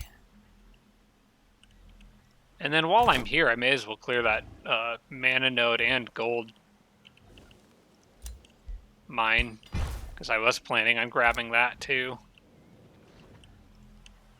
Yeah, let's do it.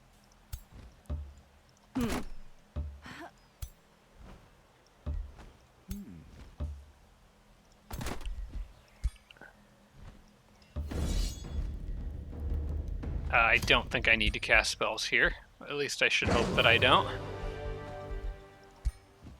Little bit of extra money there, and a little bit of extra money here. Well, extra mana.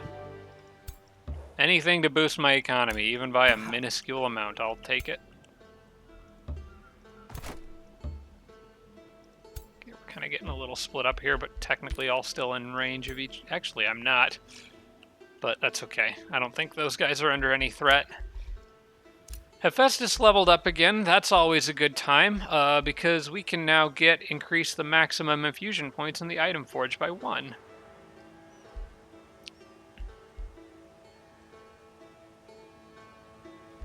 Could also give Hephaestus Resurgence. I don't really plan to upgrade his Hurl Flame ability. I don't really need Grace on his charge attack right now. I think, if anything, I would probably grab Cleaving Sweep for a little extra flexibility in terms of how he attacks. And then the Fighting for melee attacks gain 10% damage. He's got, let's see, he's level 18. Yeah, I think most likely I'm going to get those two. But I do want to grab the Forge Master first. Because what I can then do is go in here and cancel what I just did.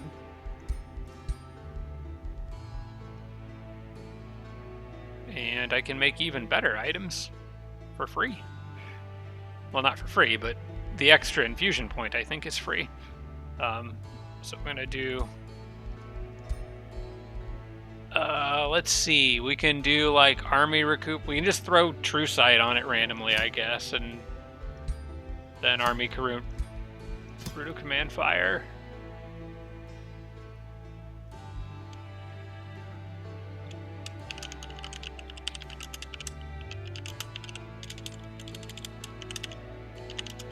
There we go.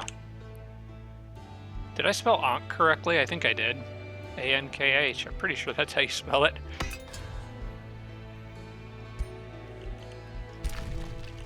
That actually could be a pretty useful item on several different heroes.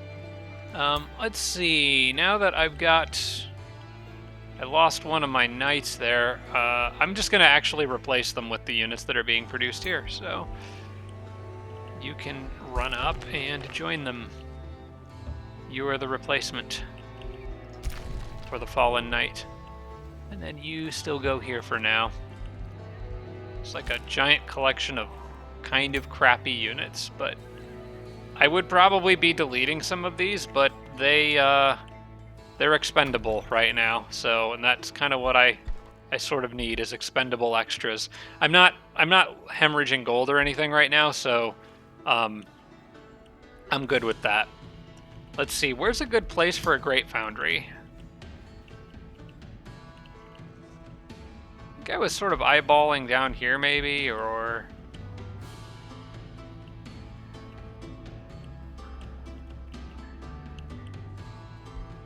Probably that quarry. Because I was planning on building more quarries up there. I think I would like to put it there. Yeah, let's go ahead and get that built. This is my fairly new... Wait, who are you? Hester the Dagger. Who is this guy? Oh, lady. Oh, that's the... I thought she was a defender for some reason. Okay. Well, that's fine. We'll just leave you with that polearm for now. That's all good. I still think I'm going to target killing momentum with her. Cleaving Sweep. Would that be useful on a pike? I think yes, because if she runs, closes a lot of distance. I think Cleaving Sweep is just generally kind of nice to have. It's an attack that only takes one action point, so you can use a bunch of movement and then still hit for quite a bit of damage with it instead of just one. I think it works well on a polearm. Probably better than it does for Hephaestus. Yeah, well, I'll take that. Basically, anytime I pick a warrior class, it's always a beeline to killing momentum, and then I just kind of fill everything else out however I see fit for that particular warrior. Alright, let's remember to build Let's see, where is the center of that province? So I want the road targeting that spot. Okay, we can do that. Just go like this. And build an outpost here. Oh, I could even build another one. Ah, I like this. Okay. Let's continue building the road. If I can, I'm going to kind of slide it down there and then go straight at her capital with it. So, enable road building like this. And then we'll go kind of like this. And then it's straight shot to the capital.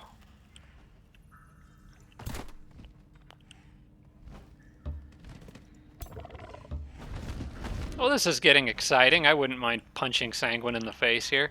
Look at that army. I'm not scared of it, but wow, that's a lot of crappy units that she's got in there, and some good ones too. Well, you might want to reconsider where you've decided to deploy your resources, because this could be the end of the game for her.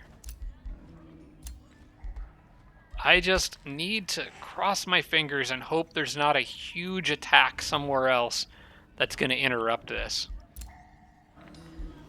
Turn that back off. Longfield's got the Zephyr Archer. Tridale finally got that market. That's a little bit of extra income for them. I might try to get the Hall of Geomantic Resonance. Or I could even try to upgrade to the Town Hall. I don't get the discount on it, but it doesn't really matter. It would allow me to build a Spelljammer and a few other useful things. Yeah, I'll just try for it. I can always cancel it later if I want the gold refunded.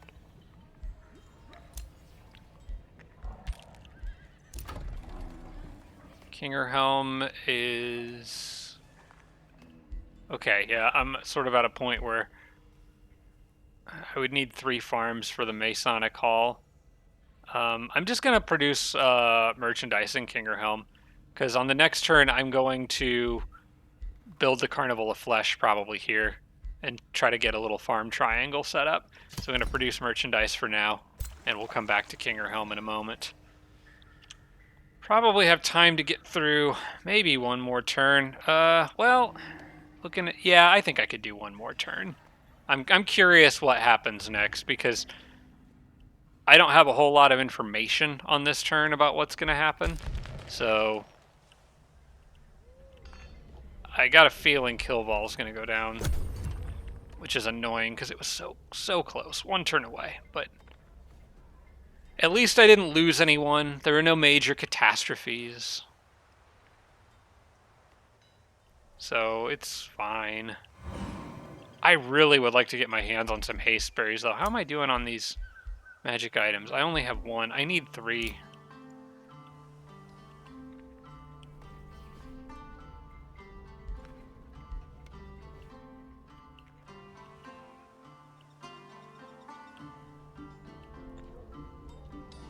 Problem is, I don't know whose unit that is. It's probably Sanguine. Oh, here we go. All right. I think I've got this, but she's got some pretty strong stuff in here. So I wouldn't be surprised if I've got to handle this one on my own. But we'll see. I've got a lot of faith in these armies. It seems my faith was well placed. Holy crap, guys. Nice job. And Sanguine's right there. Can I counterattack and take her out? Oh my gosh, there's so much stuff down here. Holy crap. Holy crap. I have stirred the hornet's nest. Oh boy. Alright. Round 2. If anyone wasn't involved in these armies, they are now. Ah, but I lost them. Alright, we'll do this one ourselves. But dang. And Sanguine's actually in on this one. Alright, we'll do this one myself.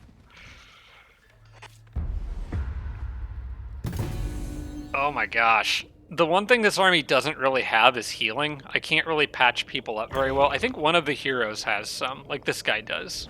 So I'm going to try to patch up that Geomancer a bit.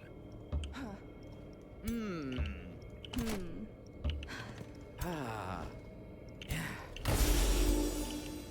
Let's get this guy forward a bit. You up there, you here, I guess.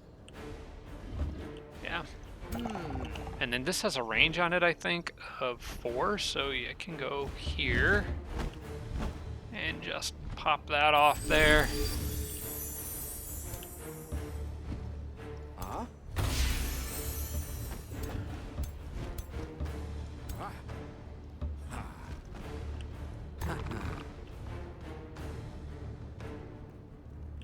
Alright, I would like to target Sanguine directly, but I'm not going to try to. I find I get myself in trouble with that sometimes. I'm just going to eat the spells here, and we're going to let things play out. Are you a knight? Yeah, that's a full knight. This one is a full knight. Okay, so the knights are all evolved up. Excellent. Heroes are all linked to somebody, to a liege guard. We're good. I'm just going to take this fight straight up as it is. My gosh, the amount of firepower she had sitting around her capital after taking the major losses in your kill vol where Hephaestus was fighting. That's kind of terrifying that she had that much just sitting around. It makes me wonder what the others have. Okay, well, if you aren't going to come down here and help out your friends, these guys are all going to get torn apart, so...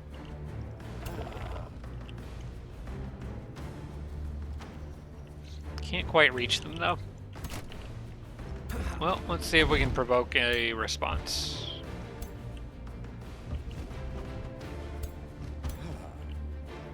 Try to get the archers up there. This guy can hang back. He's a bit beat up, so I see no reason to do anything risky or crazy with him. Yeah, we're not going to do that. Just going to kind of bring guys up in this direction. I'm going to destroy this plant here. Mostly just to give the knight a path through if he needs it.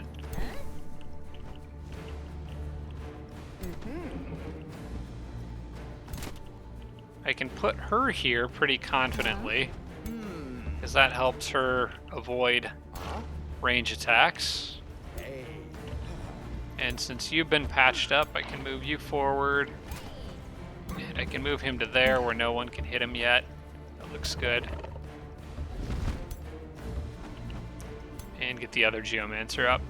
Okay, I think this is where everything clashes. I could drop a lava burst on their head, but I think I'm gonna wait until I see where they're kind of gonna be stuck down fighting in, because I would rather drop the lava burst on them when they're already locked into a position where they have to fight, because then they're just standing in the fire.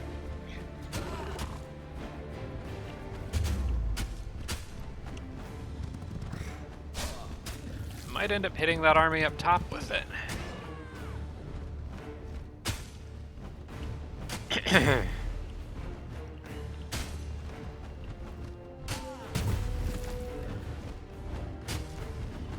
that my mage there? That is... No, that's my spell blade. Okay. I was gonna say, I thought I protected my... Well, my mage is not protected. I need to kill this guy. And he is... Wait. Oh, what the frick is going on? I do not like those that makes me extremely... Those legs make me extremely uncomfortable. I don't like that one bit.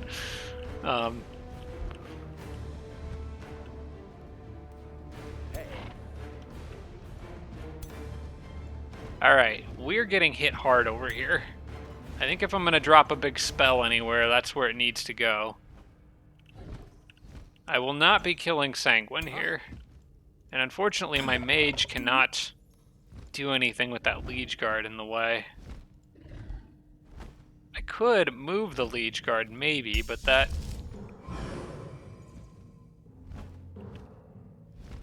It won't move the right unit. That's too finicky. We just got to get our fire damage down, basically.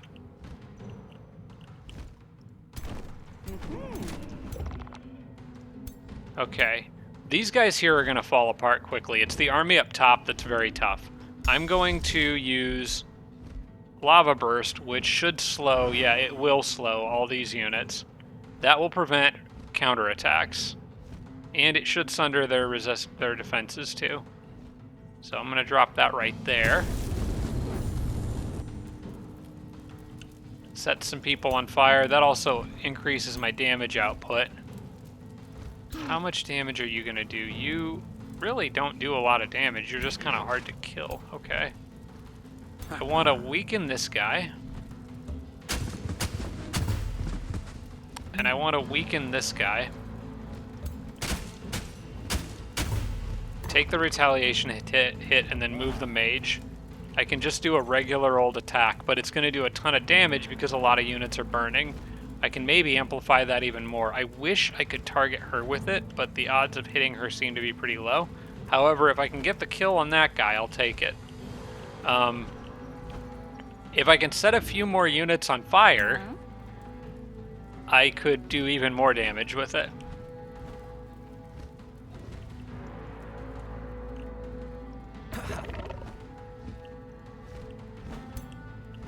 These guys are not doing fire damage because the terrain they're in is going to be physical damage. What debuff does it inflict, though? Immobilized and bleeding. Okay.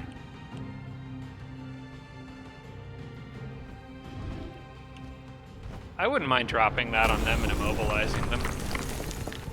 And in fact, just generally dropping stacks of bleeding on people is probably going to be pretty helpful.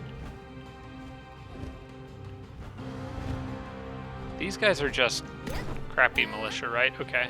So I'm not going to waste that on them. I'm going to keep hitting this group over here. There we go.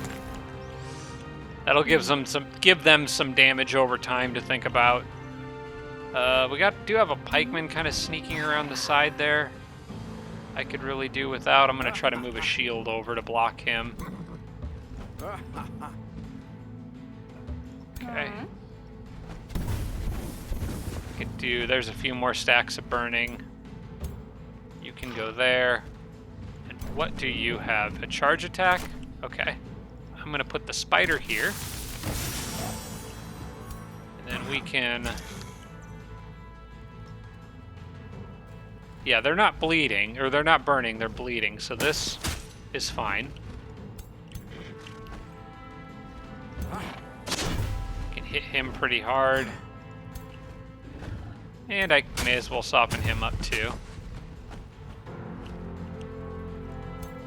I could still inflict potentially a little more burning. I probably should.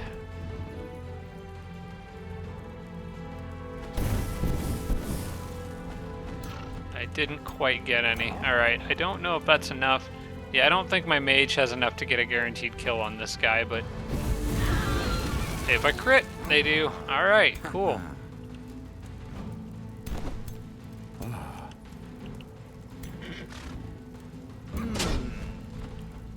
Cancel retaliation on that guy, and then I will probably defend with this guy, I think. I don't know that I want to leave his back open to that guy, even though this guy will die at the end of his turn. He'll get free hits in on me. I think I would rather just defend all of those units there with that guy. Okay. And I don't want to run that knight up here just yet. We're going to leave him where he's at. Okay. We can move him forward.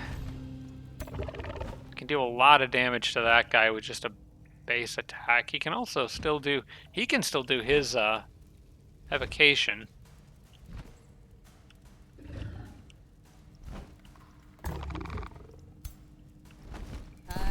That's just a zealot. I'm not too worried about him. So I think what I'm going to do is I'm going to attack him to weaken him and then kill him with that guy.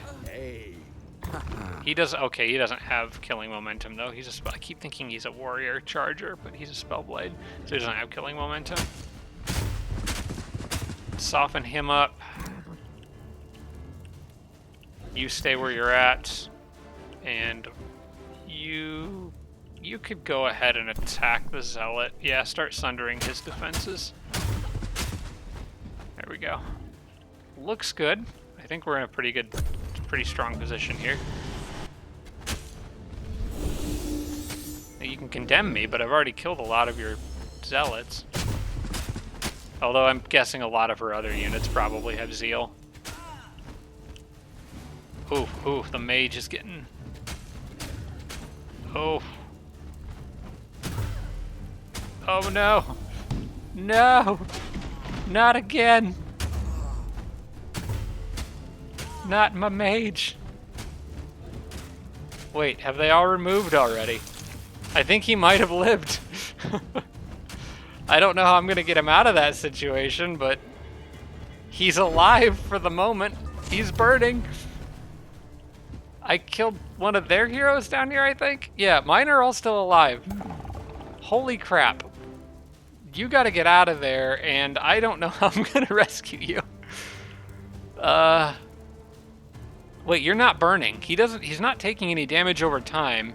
He's already used Slip Away, so I just need to get him out of there. Oh gosh, if I could trigger a route here, I think I'd take it. Oh, that was a close call. That was very close, and it might not be over yet. I need to think very carefully about what spells I cast here, because I might need one.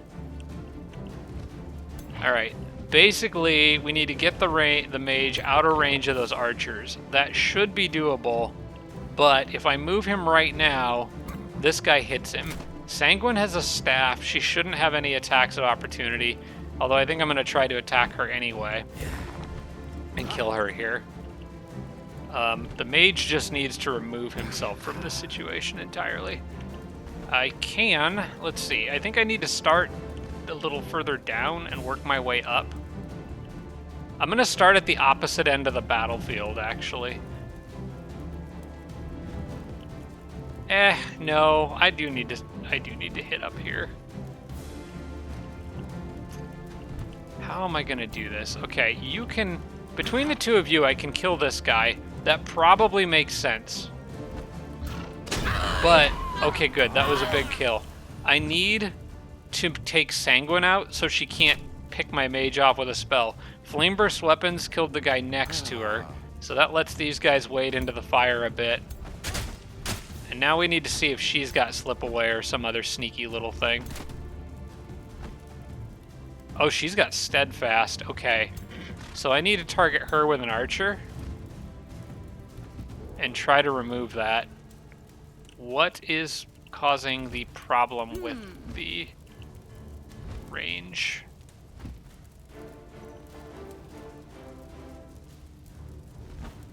Windshield and quick reflexes as well as long range. I need to try to remove Steadfast, but I need those attacks to land. Do I have any healing? Does this guy have his healing back? No.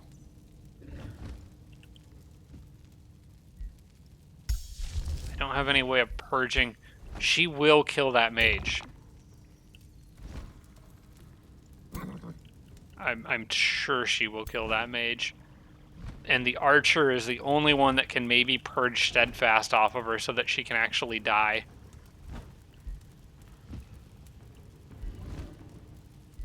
I do have Hold the Line. That does give me a small amount of healing. That might be what I have to use here. I just get a small amount of healing from the nature thing that I built in my capital. I think that's possibly the only spell that I can really use here.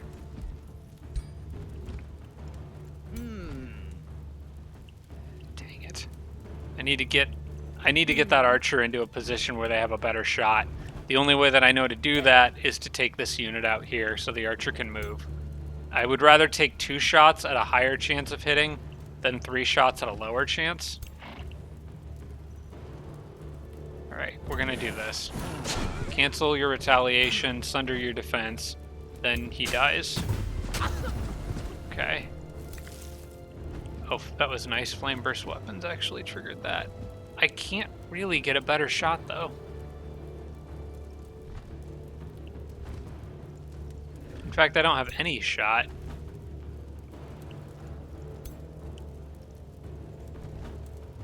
Oh wait, yeah I do. 30% from there, but it's going to be 30% from there. It might be better if these guys move, but I would be in zone of control of that guy. I just gotta hope for the best here, I think. Alright. Well, it didn't get it, but it spread out and hit a bunch of other people. Okay, my only choice is to move the mage away. And use my healing ability. That does not leave me in defense mode. I'm definitely going to want defense mode with this guy.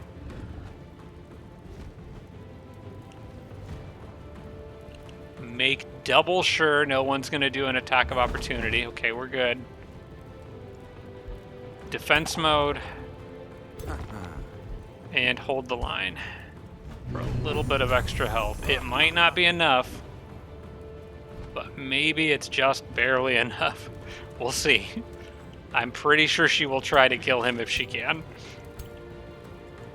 Okay, now, who else is in danger? Those archers aren't really threatening anything. Sanguine's on the ropes. I might be able to trigger a rout here.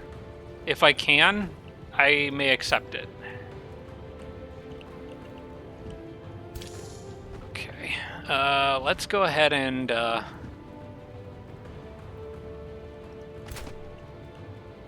Oh, I have a heal on her. Well, I would have probably tried to use that. Dang it. I'm gonna feel really stupid now, because I probably could have gotten within range. If I had a... Yeah, I could have. But... Okay, well... I am going to instead... go here.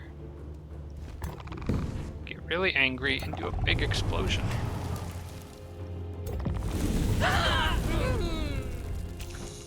The enemy is fleeing the field. I will accept this. It is annoying because a lot of these guys are going to come back. Wait, can she cast spells while fleeing?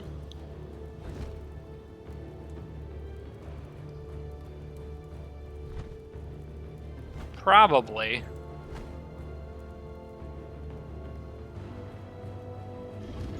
Okay. My mage had 12 hit points left.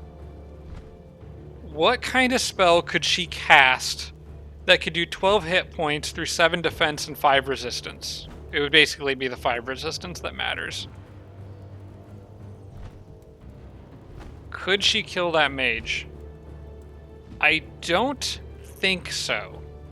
I think 5 resistance and 12 health is enough to last through most of the Tome of Order spells.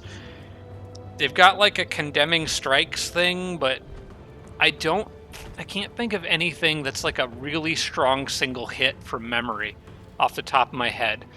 I do not want to let a lot of these units run because I'm just going to have to fight them again very soon.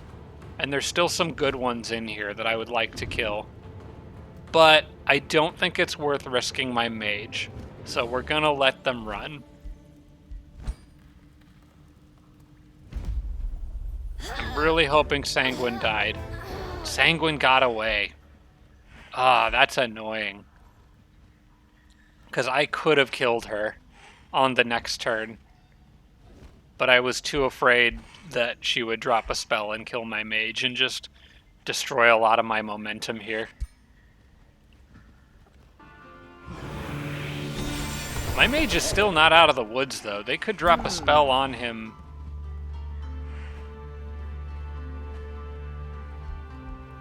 Oh, nuts. I've got to make it through all these people without one of them dropping a spell and finishing my mage off anyway.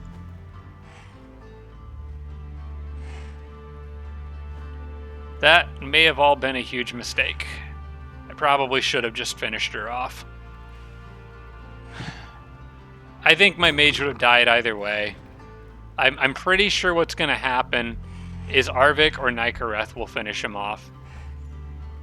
Arvik with his Freezy spell, or Nykareth with her Burden of Guilt, or Condemnation, or whatever The other two don't seem to do damage spells very much.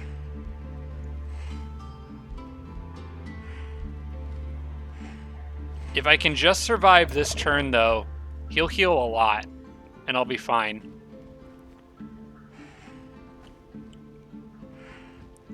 Okay, we're at Nicoreth. Do not burden of guilt that army. Leave my mage alone. I'm so freaking nervous right now. I can't take my eyes off this spot. Just burden, use it on somebody else.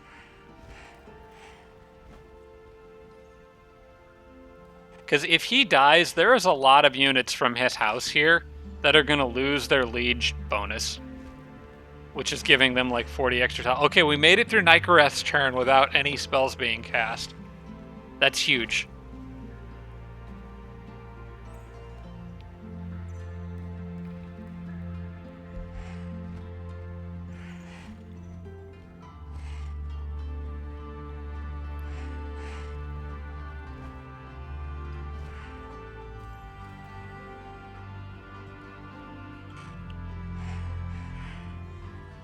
You know, Sanguine's actually got a lot of units in pretty poor formations here.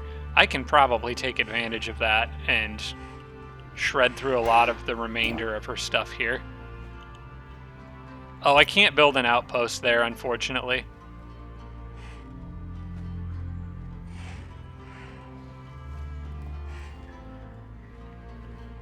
I would have rather put one here, now that I think of it. Yeah, and then I could have expanded the borders there and had a pretty safe siege.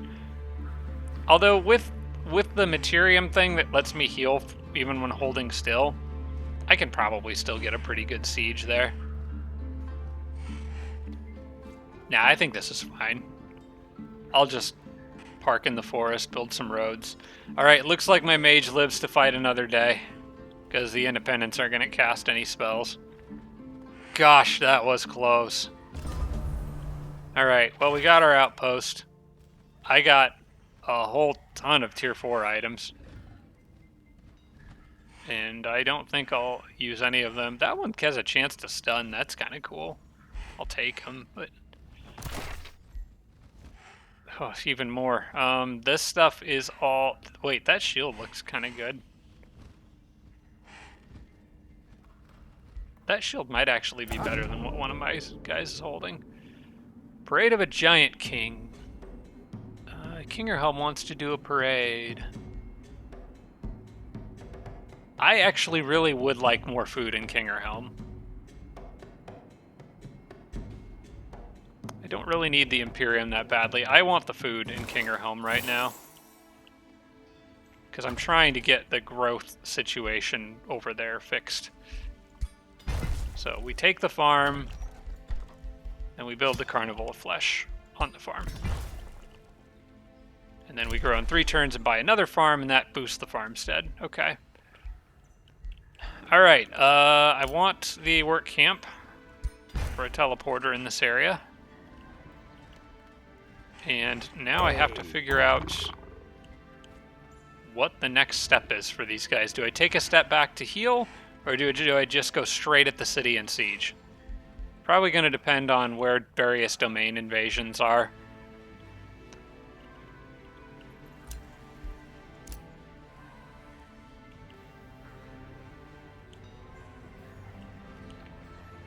And Iris got an uncomfortable amount of troops moving through this area again. Those guys are fine. I'm not worried about them. I don't have any invasions going on anywhere else.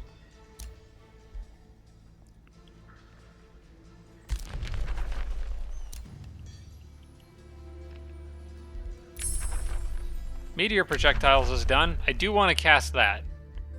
What am I missing here? Cult of Glory could be good. I probably will never summon an elemental. Let's show the tome library and see what have I gotten out of my tomes. What am I missing? What do I want? Don't really care about any of that too much. Meteor shower's nice. I think for the most part, I'm good. Yeah, I'm not going to spend mana to... I don't need war breeds, because I'd rather have the knights.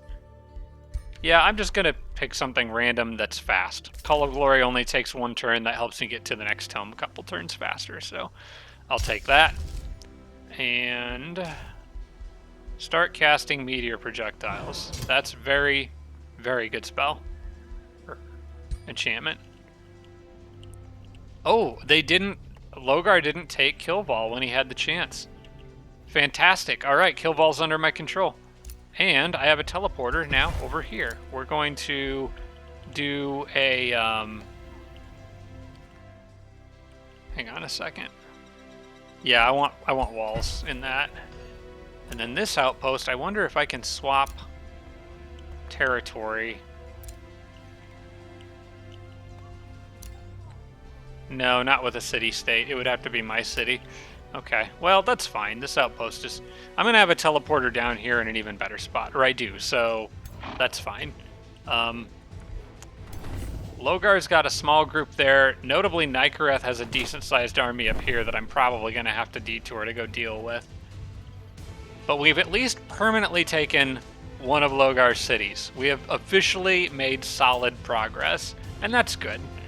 Now, how far can they move? Because I want to try to end the turn with as much movement as I can so that they heal, my guys heal more. They can all move pretty far here and could absolutely reach me. But you know what? I'm okay with that. Nothing in there is anything I can't handle. Yeah, I can handle all that.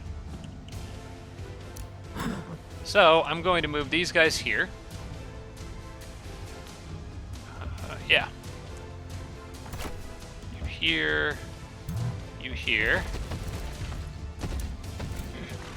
And then... I'm actually going to attack with the Zephyr Archer because he has more movement. I want the Knight to conserve his movement so he converts it into more healing on the next turn. We can do a pretty easy auto combat here, I think. I am going to turn off using spells for this one. I feel like I'm burning through a lot of spell cast or mana.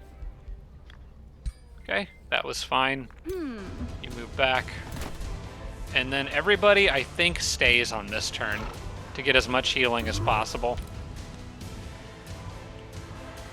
Nikareth can come down and pick a fight if she wants.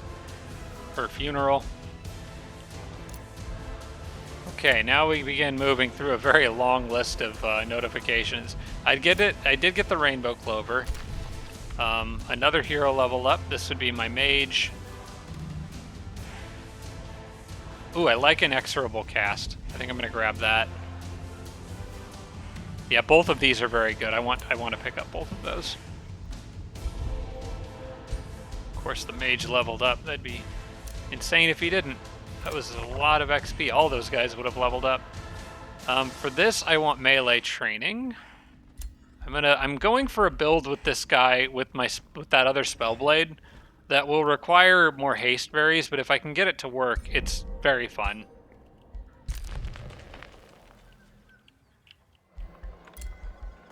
It's actually one that I was planning to use on my lane leader whenever I get around to the new content, which, by the way, I did have some people asking about that. You know, I'll get to the new stuff when I finish this game, but I always finish my current game before moving on to the new stuff. Okay, I could get Vicious Killer and Willbreaker, or I could get... I think I like Warseeker better. Yeah, I like Warseeker better, generally. That is a big man. A very big, scary man. Oh, yeah, and I was gonna... no, he's got a better shield. Okay, he can keep the shield he's got. I had picked up that other shield and thought I might give it to him, but don't need to. Okay, then as for you guys, I probably just need to start working their... Yeah, they just need to work their way back to the teleporter.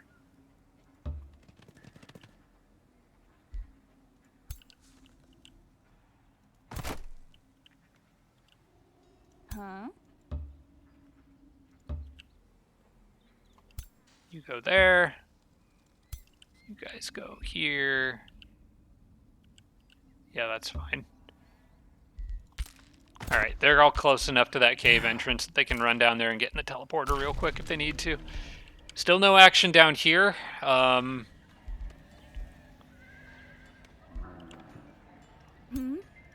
I'm just going to have them sit there Hmm. while my capital finishes doing its thing. I would expect my capital, yeah, it should be growing pretty soon here. 2 turns away. Should I go ahead and raise this so that I can annex it to the capital? So that I'm not paying for an outpost. I think so. Yeah, in 2 turns I will raise that. The capital will grow in 2 turns, and then I can just get the Astral Dew directly added to the capital, because I also want to continue the border expansion up there to get more of those mana nodes. Okay, then the big question, what to do down here with Sanguine? I could start the siege as early as this turn if I really wanted to pressure.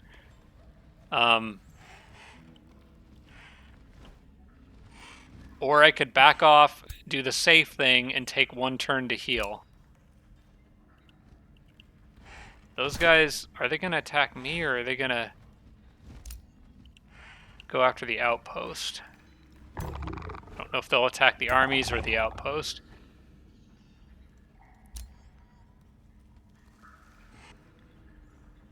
If I build a road all the way through here, I could hit Sanguine's capital on the next turn while taking 1 turn to patch up. That was some pretty heavy fighting back there. But most of my troops are in fine shape except for the mage.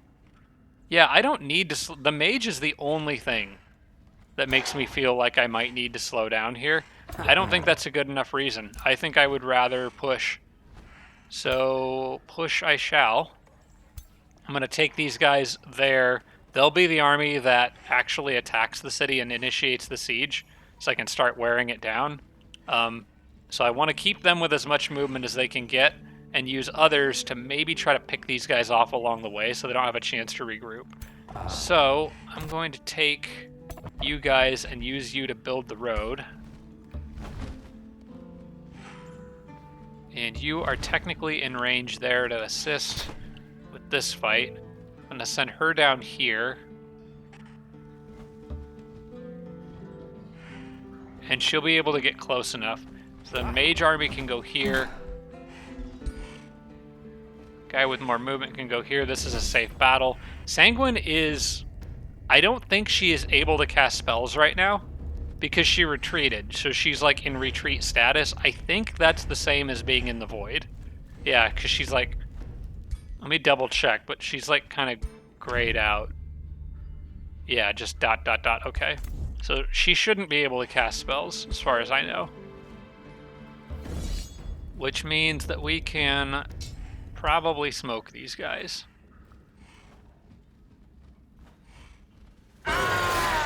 Oh, come on. We don't need to lose a Geomancer in this fight. That's silly.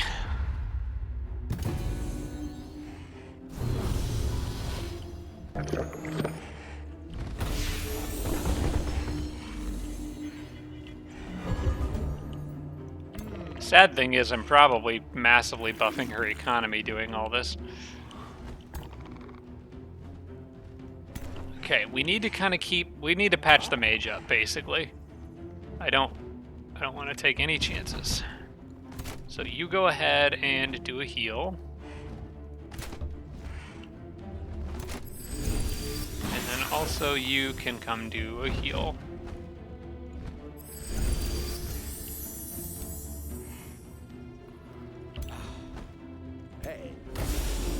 Also, did the sworn bond that I had with my mage get canceled? Because I thought I had a sworn bond with everybody in that last battle, now that I think of it. That should prevent that kind of situation from happening. They must have somehow dispelled it.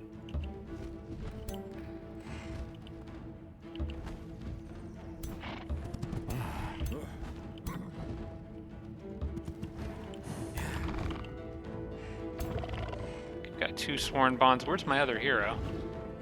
Who's not linked to somebody? You? There we go.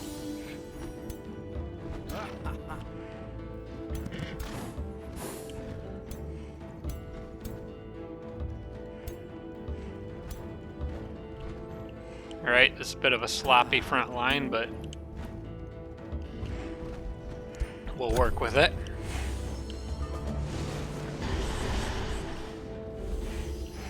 Yeah, it's like when I'm using WASD to pan the camera and it lags for a second, then it just suddenly jarringly shifts into another. She is using spells. That's not fair. You're retreating.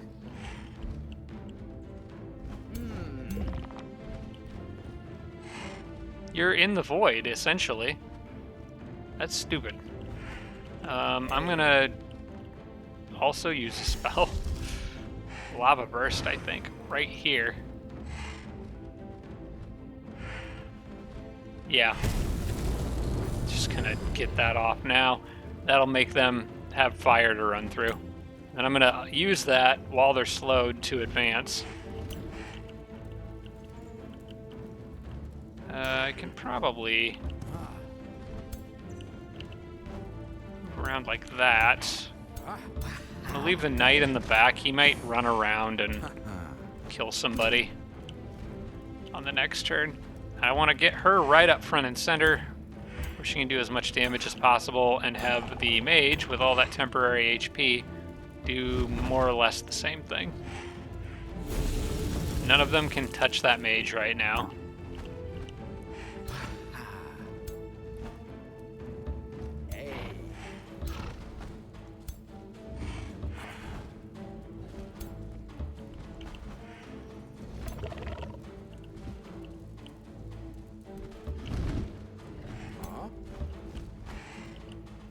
That looks like a good spot for the Geomancer. This looks like a decent spot for the Archer.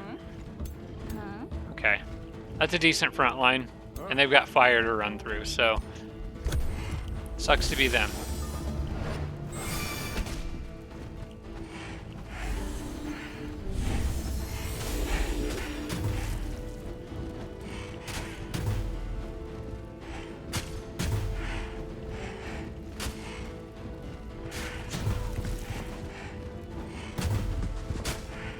Oh, you are messing with the wrong polearm.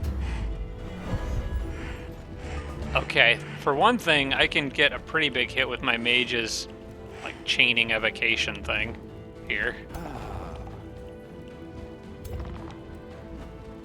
Wildfire. Yep, that's this one. Oh, ouch. All right.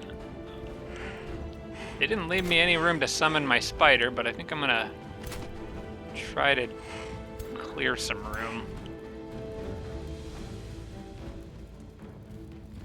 Let's just add more status effects, because that sounds like fun. I need to kill one of those units up there.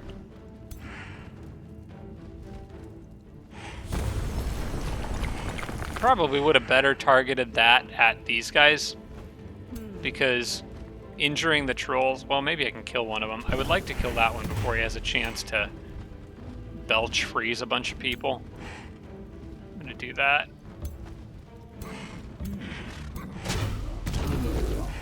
Oh, he just straight up died there. Okay. Hey. Yeah, if I could get rid of the eagle, that would work. I think I might be able to. Yeah.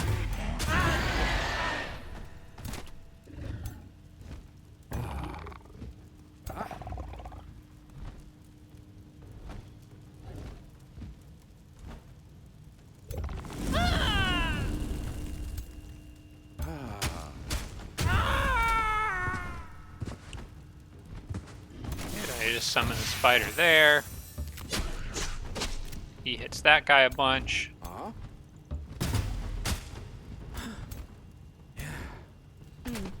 Thought I had one more unit that could get that rid of that troll, but apparently not.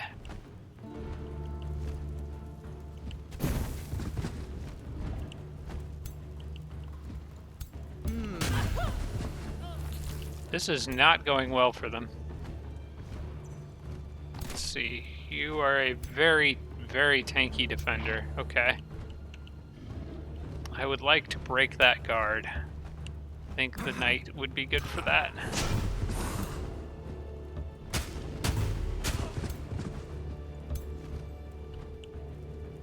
Very close to a kill on this guy, but oh, there we go. Got that crit.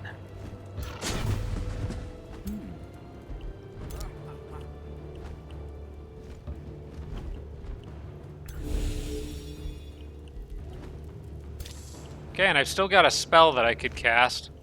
Not sure where it needs to be cast. At this point, I'm kind of just looking at who could take a lot of damage. I might not even need to cast a spell. If anything, I might do the hold the line to just keep a couple people a little healthier.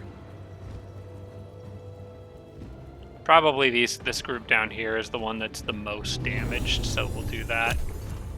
Just to give them a little extra temporary HP, so that's less they have to heal later.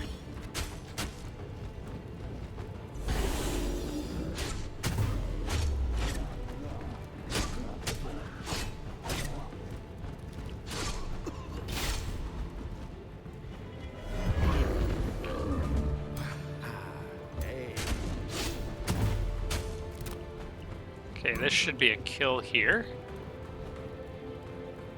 Do I want to use him to go? You know what, actually? I want to use him to go after that person. Use him to go. He could chase down the archer. Yeah, I'm going to have him chase down the archer. In fact, I can safely fly over the fire, teleport, do that.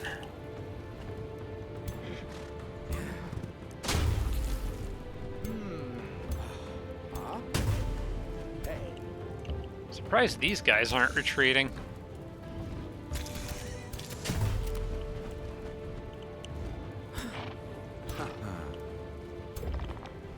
Oh, that mage is gonna melt him if I can get a clear shot off.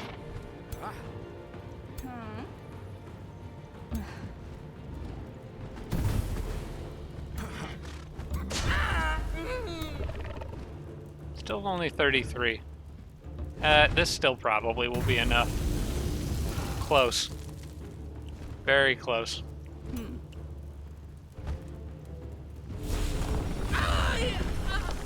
we go. I'm just trying to keep my units out of the fire to avoid unnecessary damage.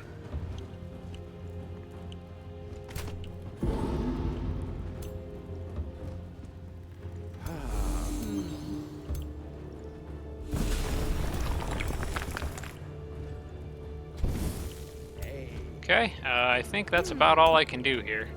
I'm just gonna end the turn.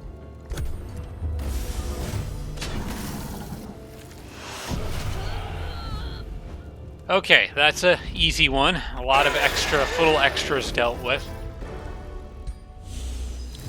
And I am raking in XP pretty quickly. Got another knight. You go with the spares. Okay, now I can probably also take out that small group there. I do want you guys to build a road here. Then they can all get back on the road. I can move them here. I'm gonna use the knight's movement so the mage has more leftovers to heal with. This should be easy. Okay.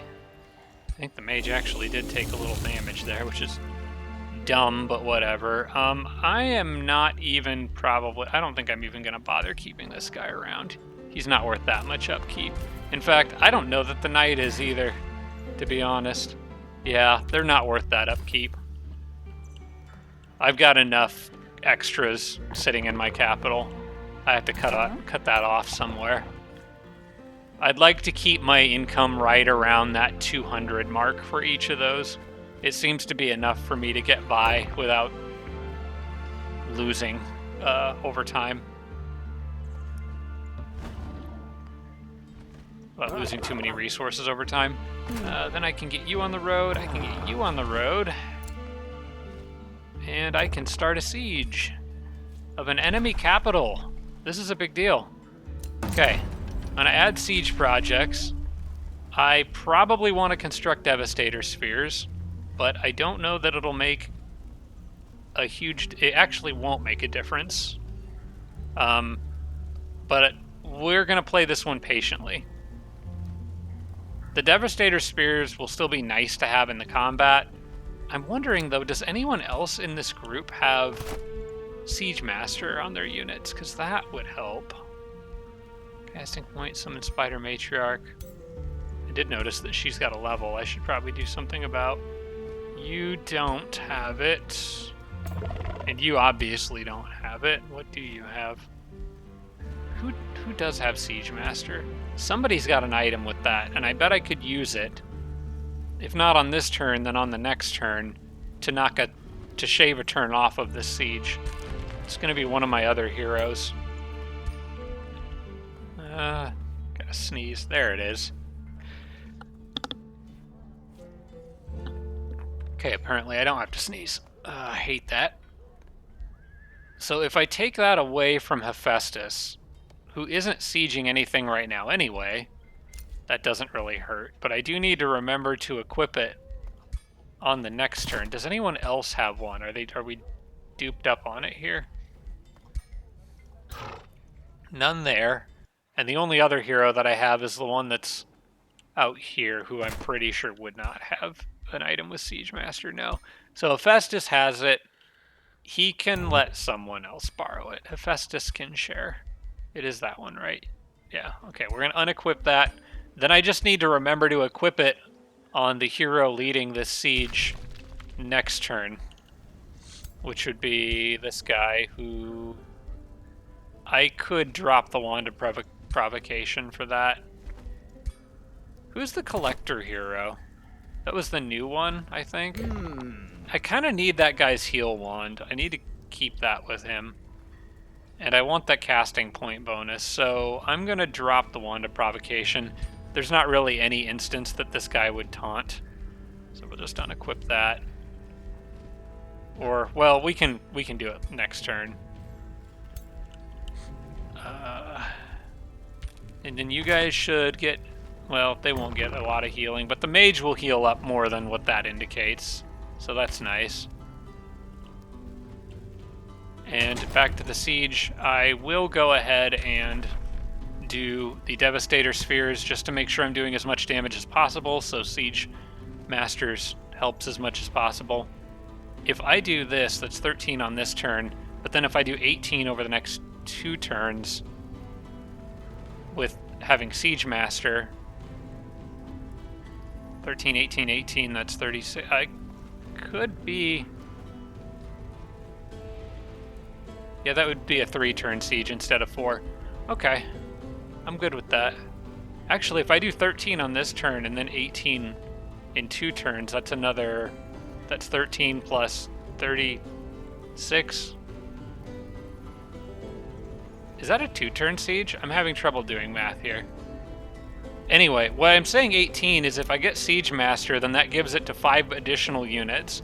So if I do 13 on this turn, that takes the city's health down because it's at 40, so that takes it down to 27. And then if I do 8, yeah, it's still a 3-turn siege. I don't know what I was thinking. I'm trying to math, and it's not happening. I do want to do the tower bombardment, probably undermine the walls. Not going to do burn battlements yet, although that is useful for me, though. I will do that because I do have the race ability of Inner Flame, so I am still more resistant to fire than they are. Unless she's got... I might want to rethink that if she's got the thing that gives Holy Fire, the Pyre Temple or whatever that is, from Tome of Cleansing Flame. Does she have that in this city, or is there a way for me to tell? I think if you just click on any province, it tells you, like, it's under the effect of a Spelljammer. I think it would tell me if... Technically, they're under the effect of a Sanctuary, too. I'm gonna leave that on there. I think it's fine. It is money that I'm spending, though, that I don't have to spend. I'm gonna take that off just in case we're looking at a holy fire situation here. I don't... Oh, wait, it tells me all the stuff over here. Okay. Beacon of Valor, healing... Or these are just city defense structures. So that actually still doesn't tell me whether she has that effect active. I'm not 100% sure that there's a way to check that. Well, I'll tell you what, I'm planning on ending the episode at the end of this turn anyway, so you guys can just let me know if there's a way for me to check if she's got the Pyre Temple or whatever the structure is from Tome of the Cleansing Flame that turns all fires in the city's terrain or territory into holy fire. It used to be on heroes, but it got nerfed, which thank goodness, because it was way too strong when it was on every hero. But that could throw a wrench in things. If she doesn't have that, I probably will move forward with burning the battlements. So, how are we doing down here, guys? I'm thinking maybe I should have kept those other 2 free units, because I could have sent them down to my capital to just be like extra throwaways in case brown or blue sends a big force at me. Because I do not want to interrupt that Siege of Sanguine. If I can knock her out of the game, that'd be huge. So, I'd like to keep the good thing going if I can there. Alright, well, we're going to move you out so that I remember to add you to her army. And then I think you guys are probably kind of done producing units for now. I need to focus more on resource income. Let's see, we got a giant forum that I could build per adjacent special province improvement. That's handy and probably worth putting up top near all this stuff, like the Carnival of Flesh and whatnot. I can actually grow the city's borders again too. I'm gonna take the mine. Yeah, that's kind of a no-brainer, I think. It gets me mana and gold. Basically in a situation where I just need to decide where this stuff's gonna go. The Rune Carver Camp, the Ritual Pyre. I might actually just save it here and figure that out in between episodes, because that takes me a while to look at province adjacencies and stuff like that. So I think this seems like a reasonable time to stop. Oh, I do have a couple hero level ups, though. Let me take care of this before I get off. I am going for Tireless Retaliator down here, by the way, with my defender there. She is getting to be quite strong. And I got a level of renown on this guy. Okay, he's all leveled up. Empire development skill is available. Let's just run through this stuff real quick. Locking and shuffling research. That one is contextually useful. I'll pick it up if I feel like I need it. Okay, we know you gained a level of renown. Who else? Remains collected. Rule of Sanguine has gone to the void. What? Apparently not, because she's still casting spells. She's like halfway in the void. I don't know what that is. She's like retreating to the void. And it's all just remains collected. Favorable Winds is ready, so I have that ready to go if I need it. A couple more war parties, and city released as vassal, which that is huge. Outpost founded. Armory, I still have to decide what I'm going to build next there. We did take care of the Liege Guard. Outpost produced the work camp, so we got that. And we're at set production and flowing fields. These guys have already moved as much as I want to move them. We will try to lure Nikareth into attacking while I heal as much as possible, and then turn around and go back south and try to knock Logar out of the game. So there's a possibility that next time I play, we might get a couple kills, which is really, really, really great. That just makes me feel warm and fuzzy inside.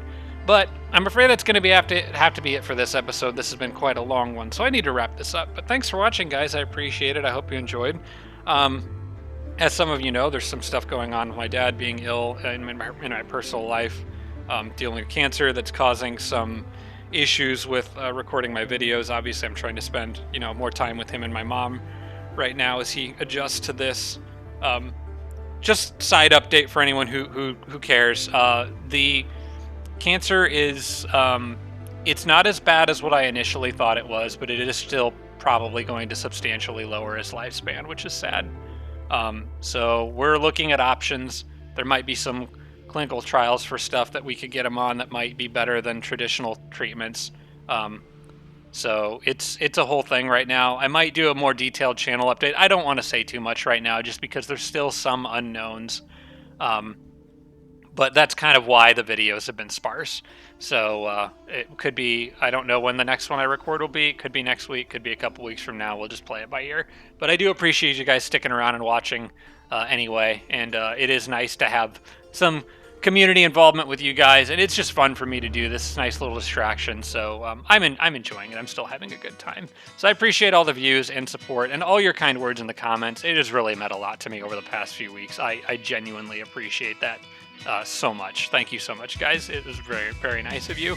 I'm always happy with having such a wonderful community here. It makes me very happy, so I appreciate it. But I'll wrap it up here. Thanks for watching, everybody, and I'll see you next time. Special thanks to all my Patreon supporters, including Tier 3 supporters Dawson Horner, Devin Larson, Jimbro, Roderick, and Sarah Feingold. Thanks so much, everybody.